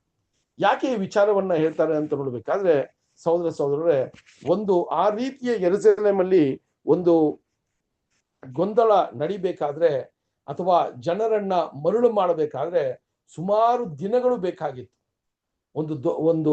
ಒಂದು ಮನುಷ್ಯ ಒಂದು ಪ್ರಾಂತ್ಯವನ್ನ ಅಥವಾ ಒಂದು ಪಟ್ಟಣವನ್ನ ಆತನು ಗೊಂದಲದಲ್ಲಿ ತರಬೇಕು ಅಂದ್ರೆ ಆಗಿನ ಕಾಲ ಸಮಯದಲ್ಲಿ ತುಂಬಾ ಟೈಮ್ ಬೇಕಾಗಿತ್ತು ಅಲ್ವಾ? ಈಗಿರೋ ತರ ಎಂತ ಮೊಬೈಲ್ಗಳು ಅಥವಾ ಟಿವಿಗಳು ಆ ರೀತಿ ಇದ್ರೆ ಅದು ಡೈರೆಕ್ಟ್ ಆಗಿ ಎಲ್ರಿಗೂ ತಲುಪತ್ತೆ. ಆದ್ರೆ ಆ ಸಮಯದಲ್ಲಿ ಆ ರೀತಿ ಇಲ್ಲದೆ ಇರೋದ್ರಿಂದ 12 ದಿವಸ ಇಂಥ ಒಂದು ದೊಡ್ಡ ಘಟನೆ ನಡೆಸೋದಿಕ್ಕೆ ಯಾರಿಂದ ಕೂಡ ಸಾಧ್ಯವಾಗಲ್ಲ ಅನ್ನೋದಕ್ಕೆ ಆತನು ಫಸ್ಟ್ ಆ ಒಂದು 12 ದಿವಸದ ವಿಚಾರವಾಗಿ ಅಲ್ಲಿ ಮಾತನಾಡೋದನ್ನ ನಾವು ನೋಡ್ಬೋದು ಸಹೋದರ. ಸೊ ಅದನ್ನ ಹೇಳಿದ ನಂತರ ಇವ್ರು ಏನ್ ಹೇಳ್ತಾರಂದ್ರೆ, ನಾನು ಯೆರೂಸಲೇಮಿಗೆ ಬಂದ ನಂತರ ನಾನು ನನ್ನನ್ನ ದೇವಾಲಯದಲ್ಲಿ ನಾನು ಜನರ ಜೊತೆ ನಾನು ಯಾವುದೇ ರೀತಿಯ ಚರ್ಚೆಗಳನ್ನು ಮಾಡಿದ್ದನ್ನು ಇವ್ರು ನೋಡಿಲ್ಲ, ಅಥವಾ ಸಭಾಮಂದಿರಗಳಲ್ಲಿ ಅಥವಾ ಅಲ್ಲಿ ಪಟ್ಟಣದ ಮಧ್ಯದಲ್ಲಿ ಕೂಡ ನಾನು ಯಾವುದೇ ರೀತಿಯ ಒಂದು ವಿಷಯ ಈ ಒಂದು ಇವರು ದೂರು ಹೇಳುವಂತ ರೀತಿಯಲ್ಲಿ ನಾನು ನಡ್ಕೊಂಡಿಲ್ಲ. ನಾನು ಯಾವುದೇ ರೀತಿಯ ಒಂದು ಗುಂಪನ್ನ ಕಟ್ಕೊಂಡು ನಾನು ವಿಷಯಗಳನ್ನ ಮಾಡಿಲ್ಲ, ಅದನ್ನು ಇವರು ಕೂಡ ನೋಡಿಲ್ಲ ಅನ್ನೋದನ್ನ ಅಲ್ಲಿ ಹೇಳ್ತಾರೆ ಸಹೋದರರೇ. ಸೊ ಅದರಿಂದ ಆ ರೀತಿಯಾಗಿ ನಾನು ನಡ್ಕೊಂಡೆ, ಆದ್ರೆ ಇದಕ್ಕೆ ಸಾಕ್ಷಿಯಾಗಿ ನಾನು ಏನು ಕೂಡ ಕೊಡಕ್ಕೆ ಸಾಧ್ಯವಿಲ್ಲ ಅಂತ ಹೇಳ್ತಾರೆ ಅಲ್ವಾ? ಸೊ ಅದನ್ನ ಪ್ರೂವ್ ಮಾಡಕ್ಕೆ ನನ್ನ ಕೈಯಲ್ಲಿ ಸಾಧ್ಯ ಇಲ್ಲ ಅಂತ ಒಂದು ವಿಚಾರವನ್ನ ಹೇಳ್ತಾರೆ ಸಹೋದರರೇ. ಸೊ ಆವಾಗ ಒಂದು ವಿಷಯವನ್ನ ಫೆಲಿಕ್ಸನಿಗೆ ತಿಳಿಸ್ತಾರೆ. ಸೊ ಈಗ ಯಹೂದ್ಯರ ಅಥವಾ ಆ ಮಹಾಯಾಜಕರು ಮತ್ತು ಹಿರಿಯರು ಮತ್ತೆ ಆ ಒಂದು ವಕೀಲನ ಒಂದು ದೂರು ಏನು ಅಂದ್ರೆ, ಈತನು ಯಹೂದ್ಯರ ಮಧ್ಯದಲ್ಲಿ ಅಸಮಾಧಾನವನ್ನ ಉಂಟು ಮಾಡುವ ಒಂದು ಕೆಲಸವನ್ನ ಮಾಡೋದ್ರಿಂದ ನಾವು ಈತನನ್ನ ಹಿಡ್ಕೊಂಡ್ವಿ ಅಂತ ಹೇಳ್ತಾರೆ. ಹಿಡಿದು ಈತನಿಗೆ ಶಿಕ್ಷೆಯನ್ನ ಕೊಡೋದಿಕ್ಕೆ ಮುಂಚೆ ನಿಮ್ಮ ವ್ಯಕ್ತಿಯಾದ ಆ ಒಂದು ಶಾಸ್ತ್ರಾಧಿಪತಿಯು ಅದನ್ನ ನಿಲ್ಲಿಸಿದ್ರು ಅಂತ ಹೇಳ್ತಾರೆ. ಸೊ ಈಗ ಪೌಲನು ಒಂದು ನಿಜಾಂಶವನ್ನ ಅಲ್ಲಿ ಮಾತನಾಡಕ್ಕೆ ಪ್ರಾರಂಭ ಮಾಡ್ತಾನೆ. ಪೌಲನು ಏನಂತ ಹೇಳ್ತಾರೆ ಅಂತ ನೋಡ್ಬೇಕಾದ್ರೆ, ಸ್ವಾಮಿ ನಾನು ಯೆರೂಸಲೇಮಿಗೆ ಬಂದೆ, ಅಲ್ಲಿ ಬಂದು 12 ದಿವಸ ಆಯಿತು. ನಾನು ದೇವಾಲಯದಲ್ಲಿ ನಾನು ನನ್ನ ಒಂದು ಕೆಲಸಗಳನ್ನ ಅಥವಾ ನನ್ನ ಒಂದು ಸೇವೆಯನ್ನ ನನ್ನ ಒಂದು ಯಜ್ಞ ಹೋಮಗಳನ್ನ ಮಾಡೋದಕ್ಕೆ ನಾನು ಬಂದಿದ್ದೀನಿ. ಸೊ ಅಲ್ಲಿ ಬಂದಾಗ ಇವರು ನಾನು ಯಾರ ಜೊತೆನೂ ಚರ್ಚೆ ವಾದ ವಿವಾದಗಳನ್ನ ಮಾಡಿಲ್ಲ. ಆದರೆ ಒಂದು ವಿಷಯವನ್ನ ಹೇಳಿಕೊಳ್ಳೋದಿಕ್ಕೆ ನಾನು ಬಯಸ್ತೇನೆ. ಏನು ಅಂತ ನೋಡ್ಬೇಕಾದ್ರೆ, ನಾನು ಪುನರುತ್ಥಾನದ ಬಗ್ಗೆ ಇವರ ಮಧ್ಯದಲ್ಲಿ ಮಾತನಾಡಿದೆ ಅಂತ ಪ್ರಾರಂಭ ಮಾಡ್ತಾನೆ ನೋಡ್ರಿ. ಪುನರುತ್ಥಾನ ಅನ್ನುವ ಒಂದು ವಿಷಯವನ್ನ ಈಗ ಎತ್ಕೋತಾರೆ ಪೌಲ್. ಈ ಪುನರುತ್ಥಾನ ವಿಚಾರವಾಗಿ ನಾನು ಮಾತನಾಡಿದ್ದೀನಿ ವಿನಃ ನಾನು ಬೇರೆ ಯಾವುದೂ ಇವರ ಮಧ್ಯದಲ್ಲಿ ಮಾತನಾಡಿಲ್ಲ ಅಂತ ಹೇಳಿ 24ನೇ ಅಧ್ಯಾಯ 14ರಿಂದ 16 ವಚನಗಳನ್ನ ಓದೋಣ. 24ನೇ ಅಧ್ಯಾಯ 14ರಿಂದ 16 ವಚನಗಳು. ಇದಲ್ಲದೆ ಇವರು ಈಗ ನನ್ನ ಮೇಲೆ ಹೊರಿಸುವ ತಪ್ಪುಗಳನ್ನು ನಿಜವೆಂದು ನಿನಗೆ ತೋರಿಸಲಾರರು. ಒಂದನ್ನು ಮಾತ್ರ ನಿನ್ನ ಮುಂದೆ ಒಪ್ಪಿಕೊಳ್ಳುತ್ತೇನೆ, ಅದೇನೆಂದರೆ ಇವರು ಪಾಷಾಂಡ ಮತವೆಂದು ಹೇಳುವ ಮಾರ್ಗಕ್ಕನುಸಾರವಾಗಿ ನಾನು ನಮ್ಮ ಪಿತೃಗಳ ದೇವರನ್ನು ಸೇವಿಸುವವನಾಗಿದ್ದೇನೆ. ಧರ್ಮಶಾಸ್ತ್ರಕ್ಕೆ ಅನುಗುಣವಾಗಿರುವ ಮತ್ತು ಪ್ರವಾದಿಗಳ ಗ್ರಂಥಗಳಲ್ಲಿ ಬರೆದಿರುವ ಎಲ್ಲಾ ವಿಷಯಗಳನ್ನು ನಂಬುತ್ತೇನೆ. ಇದಲ್ಲದೆ ನೀತಿವಂತರಿಗೂ ಅನೀತಿವಂತರಿಗೂ ಪುನರುತ್ಥಾನವಾಗುವುದೆಂದು ಇವರು ದೇವರಲ್ಲಿ ನಿರೀಕ್ಷೆ ಇಟ್ಟಿರುವ ಪ್ರಕಾರವೇ ನಾನೂ ನಿರೀಕ್ಷೆ ಉಳ್ಳವನಾಗಿದ್ದೇನೆ. ಇದರ ದೆಸೆಯಿಂದ ದೇವರ ವಿಷಯದಲ್ಲಿಯೂ ಮನುಷ್ಯರ ವಿಷಯದಲ್ಲಿಯೂ ನಾನು ನಿರ್ದೋಷಿ ಎಂದು ಸಾಕ್ಷಿ ಹೇಳುವ ಮನಸ್ಸು ನನಗೆ ಯಾವಾಗಲೂ ಇರಬೇಕೆಂದು ಅಭ್ಯಾಸ ಮಾಡಿಕೊಳ್ಳುತ್ತೇನೆ. ಓಕೆ, ನೋಡ್ರಿ ಎಂತ ಒಂದು ರೀತಿಯಲ್ಲಿ ಪ್ರೆಸೆಂಟ್ ಮಾಡ್ತಾರೆ ನೋಡ್ರಿ. ಸೊ ಇಲ್ಲಿ ಸಹೋದರರೇ, ಒಂದೊಂದು ಮಾತುಗಳು ಯಾವ ರೀತಿ ಇತ್ತು ಅಂದ್ರೆ ಸಹೋದರರೇ, ಎಲ್ರೂ ಕೂಡ ಆಲೋಚನೆ ಮಾಡುವಂತ ಒಂದು ಮಾತುಗಳಾಗಿತ್ತು. ಸಹೋದರರೇ, ಅಲ್ಲಿ ಹೇಳುವಾಗ ಅಲ್ಲಿ ಹೇಳ್ತಾರೆ, ಇವರು ನನ್ನ ವಿರುದ್ಧವಾಗಿ ಈ ರೀತಿ ಮಾಡಿದೀನಿ ಅಂತ ಸಾಕ್ಷಿ ಕೊಡೋದಕ್ಕೆ ಇವ್ರ ಕೈಯಲ್ಲಿ ಸಾಧ್ಯವಿಲ್ಲ. ಆದ್ರೆ ಒಂದು ಮಾತ್ರ ನಾನು ಹೇಳ್ಕೊಳ್ಳೋದಕ್ಕೆ, ನಿಮ್ಮ ಮುಂದೆ ಹೇಳೋದಕ್ಕೆ ನಾನು ಬಯಸ್ತೀನಿ ಅಂತ ಹೇಳ್ತಾರೆ. ಇವರು ಯಾರು ನನ್ನನ್ನ ಏನ್ರಿ ಅವರ ಒಂದು ನಂಬಿಕೆಗೆ ವಿರುದ್ಧವಾಗಿ ಇದೀನಿ ಅಂತ ಇವರು ಒಂದು ದೂರನ್ನ ಕೊಡ್ತಾರೋ ಆ ರೀತಿಯ ವಿಚಾರವಿಲ್ಲ ಅಂತ ಹೇಳ್ತಾರೆ.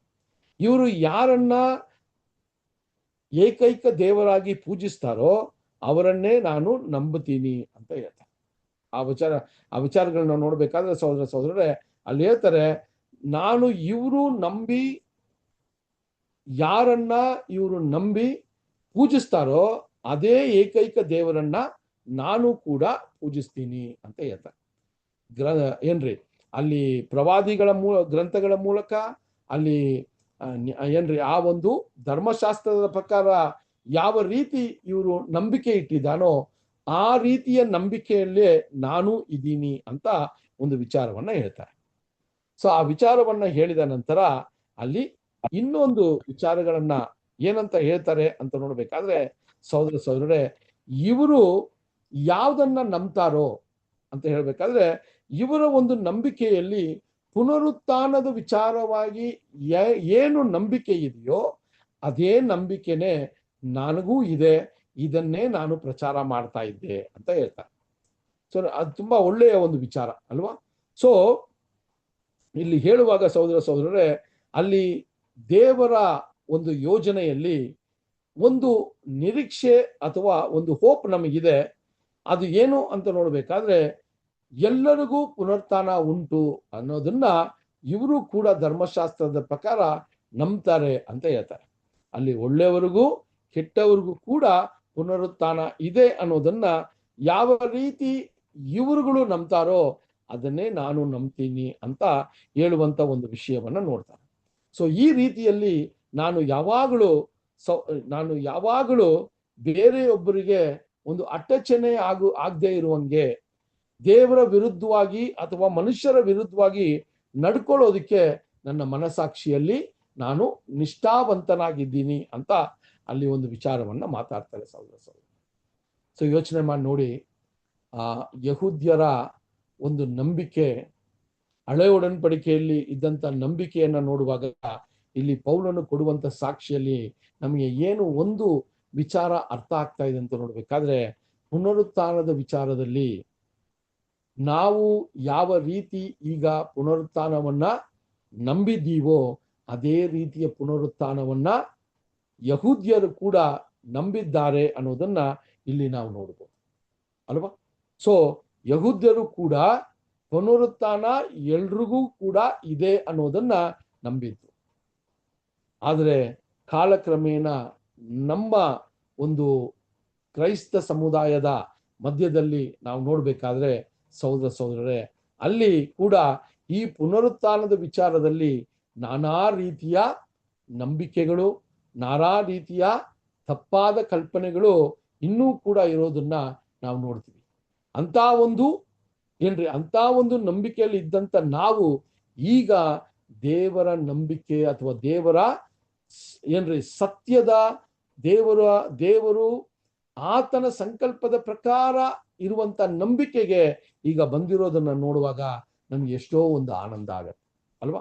ಸೊ ಎಷ್ಟೋ ಕ್ರೈಸ್ತರ ಮಧ್ಯದಲ್ಲಿ ಪುನರುತ್ಥಾನ ವಿಚಾರವನ್ನ ಮಾತನಾಡುವಾಗ ಒಬ್ಬೊಬ್ಬರಿಗೆ ಒಂದೊಂದು ರೀತಿಯ ಅರ್ಥಗಳನ್ನ ಮಾಡ್ಕೊಂಡಿದ್ದಾರೆ. ಇದೇ ಸತ್ಯವೇದವನ್ನ ಓದಿ ಒಬ್ಬೊಬ್ಬರು ಒಂದೊಂದು ರೀತಿಯಲ್ಲಿ ತಮ್ಮದೇ ಆದಂತ ಮನಸ್ಸಿಗೆ ಬಂದಂತೆ ಅವರು ಆಲೋಚನೆಗಳನ್ನ ಮಾಡ್ಕೊಳ್ಳೋದನ್ನ ನೋಡ್ತೀವಿ. ಎಷ್ಟೋ ಕ್ರೈಸ್ತರು ಬರೇ ಕ್ರೈಸ್ತರಿಗೆ ಮಾತ್ರ ಪುನರುತ್ಥಾನ ಇದೆ ಅಂತ ನಂಬುವಂಥ ವರ್ಗದವರು ಇದ್ದಾರೆ ಅಲ್ವಾ? ಅದೇ ಸರಿ.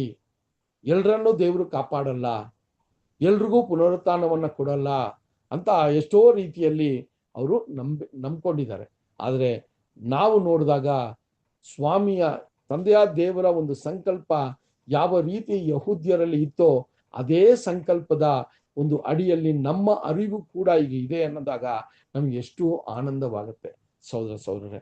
ಸೊ ಅಲ್ಲಿ ದೇವರು ಎಬ್ಬಿಸುವಾಗ, ದೇವರ ಒಂದು ಪುನರುತ್ಥಾನ ಅಂತ ಬಂದಾಗ ಅದು ಒಳ್ಳೆಯವರಿಗೂ ಕೆಟ್ಟವರಿಗೂ ಕೂಡ ದೇವರು ಅದನ್ನ ಮಾಡ್ತಾರೆ ಅನ್ನೋದನ್ನ ನಮಗೆ ಕ್ಲಿಯರ್ ಆಗಿ ಅಂಡರ್ಸ್ಟ್ಯಾಂಡ್ ಆಗಿದೆ. ಅದು ಆ ಪುನರುತ್ಥಾನ ಆದ ನಂತರ ಏನ್ ಮಾಡ್ತಾರೆ ದೇವರ ರಾಜ್ಯದಲ್ಲಿ ಅಂತ ಕೂಡ ನಮ್ಗೆ ಒಂದು ಕ್ಲಿಯರ್ ಆಗಿರುವ ಒಂದು ಅಂಡರ್ಸ್ಟ್ಯಾಂಡಿಂಗ್ ನಮಗಿದೆ ಅಂತ ಕೂಡ ನಾವು ನೋಡ್ತೀವಿ ಸಹೋದರರೇ. ಸೊ ಈ ರೀತಿ ಪೌಲನು ಕೊಡುವ ಸಾಕ್ಷಿಯಲ್ಲಿ ನಾವು ಎಂಥ ಒಂದು ಸತ್ಯದ ಒಂದು ಬೆಳಕಲ್ಲಿ ಇದ್ದೀವಿ ಅಂತ ನಾವು ಸಂತೋಷ ಪಡಬೇಕು ಸಹೋದರರೇ. ಎಂಥ ಒಂದು ವಿಚಾರಗಳನ್ನ ತಪ್ಪಾಗಿ ನಂಬಿದ್ವಿ ನಾವು ಕೂಡ ಈ ಒಂದು ಪುನರುತ್ಥಾನದ ವಿಚಾರದಲ್ಲಿ. ಆದರೆ ಈಗ ಆ ಒಂದು ಸರಿಯಾದ ಒಂದು ವಿಚಾರವಾಗಿ ನಾವು ಆಲೋಚನೆ ಮಾಡೋಕ್ಕೆ ದೇವರ ಆತನ ಆತ್ಮವನ್ನ ನಮಗೆ ಕೊಟ್ಟಿರೋದನ್ನ ನೋಡ್ಬೇಕಾದ್ರೆ ತುಂಬಾ ಒಂದು ಒಳ್ಳೆಯ ವಿಷಯ. ನೋಡ್ರಿ, ಪೌಲನ ಒಂದು ಮಾತುಗಳು ಯಾವ ರೀತಿ ಇದೆ. ಅದಾದ ನಂತರ ಸಹೋದರರೇ, ಈಗ ಪೌಲನು ಯೆರೂಸಲೇಮಿಗೆ ಬಂದಂತ ಕಾರಣ ಮತ್ತೆ ಯಾರು ಈ ಒಂದು ಗೊಂದಲವನ್ನ, ಯಾವ ಯಹೂದ್ಯರು ಇದನ್ನ ಪ್ರಚೋದಿಸಿದ್ರು ಅಂತ ಇಲ್ಲಿ ಮಾತನಾಡ್ತಾರೆ. ಅದನ್ನ ನೋಡೋಣ. 24ನೇ ಅಧ್ಯಾಯ 17 ಮತ್ತು 18 ವಚನಗಳನ್ನ ನೋಡೋಣ. 24ನೇ ಅಧ್ಯಾಯ 17 ಮತ್ತೆ 18 ವಚನಗಳು. ಕೆಲವು ವರ್ಷಗಳಾದ ಮೇಲೆ ನಾನು ನನ್ನ ಸ್ವದೇಶದವರಿಗೆ ಧರ್ಮದ್ರವ್ಯಗಳನ್ನು ತರುವುದಕ್ಕೂ ಕಾಣಿಕೆಗಳನ್ನು ಒಪ್ಪಿಸುವುದಕ್ಕೂ ಬಂದೆನು. ನಾನು ಶುದ್ಧ ಮಾಡಿಕೊಂಡವನಾಗಿ ಅವುಗಳನ್ನು ಒಪ್ಪಿಸುತ್ತಿರುವಲ್ಲಿ ನನ್ನನ್ನು ದೇವಾಲಯದಲ್ಲಿ ಕಂಡರು. ನನ್ನ ಬಳಿಯಲ್ಲಿ ಜನರ ಗುಂಪು ಇರಲಿಲ್ಲ, ಗದ್ದಲವೂ ಇರಲಿಲ್ಲ. ಓಕೆ, ನೋಡ್ರಿ ಎಷ್ಟು ವಿಷಯಗಳನ್ನ ಹೇಳ್ತಾರೆ ಅಂದ್ರೆ, ಪೌಲನು ಯೆರೂಸಲೇಮಿಗೆ ಬಂದಂತ ಕಾರಣವನ್ನ ಈಗ ಹೇಳ್ತಾರೆ ಅಲ್ವಾ? ಅಲ್ಲಿ ಬಂದಂತ ಕಾರಣವೇನು ಅಂತ ನೋಡ್ಬೇಕಾದ್ರೆ, ನಾನು ದೇವರಿಗೆ ಅರಿಕೆ ಮಾಡಿಕೊಂಡಿದ್ದೆ, ಒಂದಷ್ಟು ದ್ರವ್ಯಗಳನ್ನ ನಾನು ಬೇರೆ ದೇಶಕ್ಕೆ, ಬೇರೆ ಪ್ರಾಂತ್ಯಗಳಿಗೆ ಪ್ರಯಾಣ ಮಾಡಿದರಿಂದ ಅಲ್ಲಿ ಸಿಕ್ಕಿದಂತ ಅನೇಕ ದ್ರವ್ಯಗಳು ಅಥವಾ ಅನೇಕ ನಾನು ಯಜ್ಞವನ್ನ ಕೊಡುವಂತ ವಿಚಾರಗಳು ಎಲ್ಲ ನನ್ನ ಹತ್ರ ಇದ್ದಿರೋದ್ರಿಂದ ನಾನು ದೇವಾಲಯದೊಳಗೆ ನನ್ನನ್ನು ಶುದ್ಧೀಕರಣೆ ಮಾಡ್ಕೊಳ್ಳೋದಿಕ್ಕೆ ನಾನು ಬಂದೆನು ಅಂತ ಹೇಳ್ತಾರೆ ಅಲ್ವಾ? ಅದು ಹೇಳೋದ್ರಲ್ಲಿ ಇನ್ನೊಂದು ಮುಖ್ಯವಾದ ವಿಷಯ ಹೇಳ್ತಾರೆ. ಆ ರೀತಿ ನಾನು ಮಾಡ್ತಾ ಇದ್ದಾಗ ನಾನು ಯಾವುದೇ ರೀತಿಯ ಜನರನ್ನ ಸೇರಿಸಿಲ್ಲ, ಯಾವುದೇ ರೀತಿಯ ಗೊಂದಲವನ್ನ ಉಂಟು ಮಾಡಿಲ್ಲ. ಆದರೆ ಒಂದು ವಿಚಾರವನ್ನ ಹೇಳ್ತಾರೆ, ಕನ್ನಡದಲ್ಲಿ ಬರ್ತದ ಅಂತ ನೋಡೋಣ. ಏನ್ ವಿಚಾರವನ್ನ ಹೇಳ್ತಾರೆ ಅಂದ್ರೆ, ಆಸಿಯಾ ಪ್ರಾಂತ್ಯದಿಂದ ಬಂದ ಯಹೂದ್ಯರೇ ಈ ಗೊಂದಲವನ್ನ ಪ್ರಾರಂಭ ಮಾಡಿದ್ರು ಅಂತ ಒಂದು ವಿಚಾರವನ್ನ ಹೇಳ್ತಾರೆ. ಅಲ್ಲಿ ಇಂಗ್ಲಿಷಲ್ಲಿ ಹೆಂಗ್ ಬರ್ತದೆ ಅಂತ ನೋಡ್ಬೇಕಾದ್ರೆ, ಸರ್ಟನ್ ಜ್ಯೂಸ್ ಫ್ರಮ್ ಏಷ್ಯಾ ಅಂತ ಬರ್ತದೆ. ಸೊ ಇಲ್ಲಿ ಯೆರೂಸಲೇಮಲ್ಲಿ ಇದ್ದಂತ ಯಹೂದ್ಯರು ಇದಕ್ಕೆ ಕಾರಣಕರ್ತರಲ್ಲ. ನನ್ನನ್ನ ಈ ಒಂದು ಸತ್ಯದ ಬೆಳಕಿನ ಸುವಾರ್ತೆಯನ್ನ ಸಾರುವ ಮೊದಲನೇ ಪಯಣದಿಂದ ನನ್ನ ಹಿಂದೆ ಒಂದಷ್ಟು ಯಹೂದ್ಯರು ನನ್ನ ವಿರುದ್ಧವಾಗಿ ನಡ್ಕೋತಾ ಇದ್ದಾರೆ. ಇದೇ ಆಸಿಯಾ ಪ್ರಾಂತದಿಂದ ಬಂದಂತ ಯಹೂದ್ಯರೇ ಈ ಗೊಂದಲವನ್ನ ಪ್ರಾರಂಭಿಸಿದ್ರು ಅಂತ ತುಂಬಾ ಕ್ಲಿಯರ್ ಆಗಿ ಅಲ್ಲಿ ಅಂಡರ್ಸ್ಟ್ಯಾಂಡ್ ಮಾಡಿಸ್ತಾರೆ. ನಾನು ದೇವಾಲಯಕ್ಕೆ ಬಂದೆ, ದ್ರವ್ಯಗಳನ್ನ ತಂದಿದ್ದೀನಿ, ನಾನು ಯಜ್ಞ ಹೋಮಗಳನ್ನ ಕೊಡೋದಿಕ್ಕೆ ನಾನು ಸುಮಾರು ವಸ್ತುಗಳನ್ನ ತಂದಿದ್ದೀನಿ. ನಾನು ದೇವಾಲಯದಲ್ಲಿ ಅದನ್ನ ಸಮರ್ಪಣಿಸಿ ನನ್ನನ್ನು ಶುದ್ಧೀಕರಿಸಿಕೊಳ್ಳೋದಕ್ಕೂ ಬಂದಾಗ ನನ್ನ ಹಿಂದೆ ಯಾವ ಒಂದು ಗುಂಪೋ ಅಥವಾ ಒಂದು ಗಲಾಟೆನೋ ಇಲ್ಲ ಅನ್ನುವ ಒಂದು ವಿಚಾರವನ್ನ ಅವ್ರು ಹೇಳ್ತಾರೆ ಸಹೋದರರೇ. ಸೊ ಅದು ಹೇಳಿದಾಗ ಅಲ್ಲಿ ಏನು ಅಂತ ನೋಡ್ಬೇಕಾದ್ರೆ, ಈಗ ಅವರು ಕಂಟಿನ್ಯೂ ಮಾಡ್ತಾರೆ ನೋಡ್ರಿ. 19ನೇ ವಚನ 19ರಿಂದ 21 ವಚನ ಕೂಡ ಓದೋಣ. ಅಪೊಸ್ತಲರ ಕಾರ್ಯಗಳು ಓದಿ ಸಿಸ್ಟರ್. ನನ್ನನ್ನು ಕಂಡವರು ಆಸ್ಯ ಸೀಮೆಯಿಂದ ಬಂದು ಕೆಲವು ಯಹೂದ್ಯರೇ, ನನ್ನ ಮೇಲೆ ಅವರಿಗೆ ಏನಾದರೂ ಇದ್ದರೆ ತಾವೇ ನಿನ್ನ ಮುಂದೆ ತಪ್ಪು ಹೊರಿಸುವುದಕ್ಕೆ ಇಲ್ಲಿ ಬರಬೇಕಾಗಿತ್ತು. ಇಲ್ಲವಾದ್ದರಿಂದ ನಾನು ಹಿರಿಯ ಸಭೆಯ ಎದುರಿನಲ್ಲಿ ನಿಂತಿದ್ದಾಗ ನನ್ನಲ್ಲಿ ಅಕ್ರಮವೇನಾದರೂ ಕಂಡಿದ್ದರೆ ಇವರೇ ಹೇಳಲಿ. ನಾನು ಇವರ ನಡುವೆ ನಿಂತು ಪುನರುತ್ಥಾನದ ವಿಷಯದಲ್ಲಿ ಈ ಹೊತ್ತು ನಿಮ್ಮಿಂದ ನನಗೆ ವಿಚಾರಣೆ ಆಗುತ್ತದೆ ಎಂದು ಕೂಗಿದ್ದೇನೆ ಹೊರತು ಬೇರೆ ಏನೂ ಹೇಳಲಾರರು ಅಂದನು. ಓಕೆ, ಸೊ ಪೌಲನ ಒಂದು ಡಿಫೆನ್ಸ್ ಅಲ್ವಾ, ಯಾವ ಯಾವ ಯಾವ ರೀತಿ ಮಹಾಯಾಜಕರ ವಕೀಲರು ದೂರನ್ನ ಕೊಟ್ಟರೋ ಅದಕ್ಕೆ ಪೌಲನೀಗ ಡಿಫೆನ್ಸ್ ಆಗಿ ಮಾತನಾಡ್ತಾ ಇದ್ದಾರೆ. ಮಾತನಾಡುವಾಗ ಅವರು ವಾಸ್ತವಾಂಶವನ್ನ ಹೇಳ್ತಾ ಇದ್ದಾರೆ, ಅವರ ಮನಸ್ಥಿತಿಯನ್ನ ಹೇಳ್ತಾ ಇದ್ದಾರೆ. ಸೊ ಅದರಿಂದ ಇಲ್ಲಿ ಹೇಳುವಾಗ ಅಲ್ಲಿ ಹೇಳ್ತಾರೆ, ಒಂದು ವೇಳೆ ಈ ರೀತಿಯ ತಪ್ಪನ್ನ ಮಾಡದೆ ಅಂತ ಹೇಳೋದಕ್ಕೆ ಯಾರಾದ್ರೂ ನಿಮ್ಮ ಮಧ್ಯದಲ್ಲಿ ಬಂದಿರಬೇಕಾಗಿತ್ತು, ಯಾರೂ ಬಂದಿಲ್ಲ ಅಂತ ಹೇಳ್ತಾರೆ. ಸೊ ಸಾಕ್ಷಿ ಕೊಡೋದು ನಿಜ, ಅಲ್ಲಿ ನಿಜವಾಂಶವನ್ನ ಹೇಳೋಕೆ ಸಾಕ್ಷಿ ಕೊಡೋದಕ್ಕೆ ಯಾರೂ ಕೂಡ ಬಂದಿಲ್ಲ ಅಂತ ಹೇಳ್ತಾರೆ. ಸೊ ಅದರಿಂದ ಈ ದಿನದಲ್ಲಿ ನಿಮ್ಮ ಮುಂದೆ ನಾನು ನಿಂತಿದ್ದೀನಿ, ನಾನು ತಪ್ಪು ಮಾಡಿದ್ದೀನಿ ಅಂತ ಹೇಳಿದ್ರೆ ಅದಕ್ಕೆ ನಾನು ನಿಮ್ಮ ಮುಂದೆ ಬಂದಿದ್ದೀನಿ. ಸೊ ನಾನು ಇವರ ಈ ಒಂದು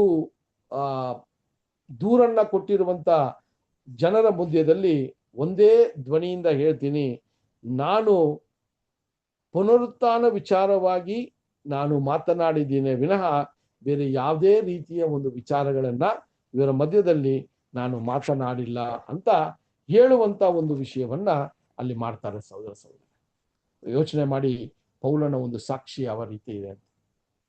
ಅಲ್ಲಿ ಪೌಲನು ಯಾವುದೇ ರೀತಿಯ ಇವರು ಏನ್ರಿ ಪ್ರಧಾನ ಯಾಜಕರು ಕೊಟ್ಟಂತ ದೂರು ಎಲ್ಲಾ ಕೂಡ ಸುಳ್ಳಾಗಿತ್ತು. ತುಂಬಾನೇ ಏನ್ರಿ ಅಲ್ಲಿ ಪೌಲನಿಗೆ ಒಂದು ದೊಡ್ಡ ಶಿಕ್ಷೆ ಆಗ್ಬೇಕು ಅಂತ ಇವರು ನಾನಾ ರೀತಿಯ ಒಂದು ವಿಚಾರಗಳನ್ನ ಫೆಲಿಕ್ಸನ ಮುಂದೆ ಅಲ್ಲಿ ಇಡ್ತಾರೆ. ಆದ್ರೆ ಪೌಲನ ಒಂದು ಸಾಕ್ಷಿಯನ್ನು ನೋಡಿದ್ರೆ ಧೈರ್ಯದಿಂದ ಸತ್ಯವನ್ನೇ ಮಾತಾಡ್ತಾರೆ. ಯಾವುದೇ ರೀತಿಯ ಸುಳ್ಳನ್ನ ಹೇಳಿ ಅವರು ಜೀವಕ್ಕೆ ಅಪಾಯ ಉಂಟಾಗತ್ತೆ ಅಂತ ಹೇಳಿ ಯಾವುದೇ ರೀತಿಯ ಸುಳ್ಳನ್ನ ಅಲ್ಲಿ ಮಾತನಾಡಿಲ್ಲ ಅಂತ ಕೂಡ ನಾವು ನೋಡ್ಬೋದು ಸಹೋದರ ಸಹೋದರರೇ. ಸೊ ಆ ರೀತಿಯಲ್ಲಿ ನಾವು ನೋಡುವಾಗ ಪೌಲನು ಅಲ್ಲೂ ಕೂಡ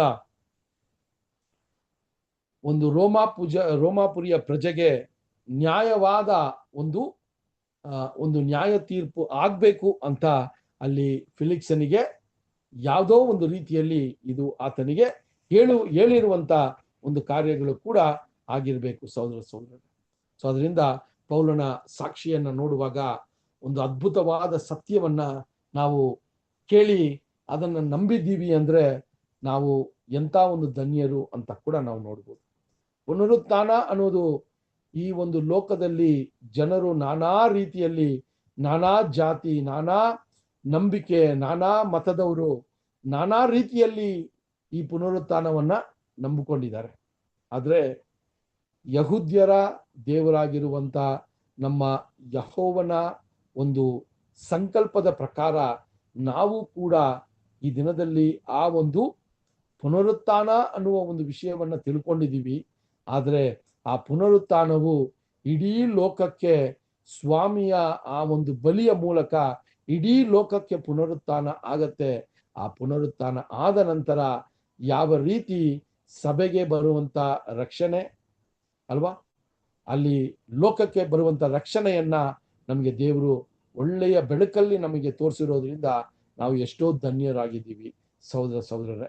ಸೊ ಅದರಿಂದ ಈ ವಿಚಾರಗಳನ್ನ ನೋಡುವಾಗ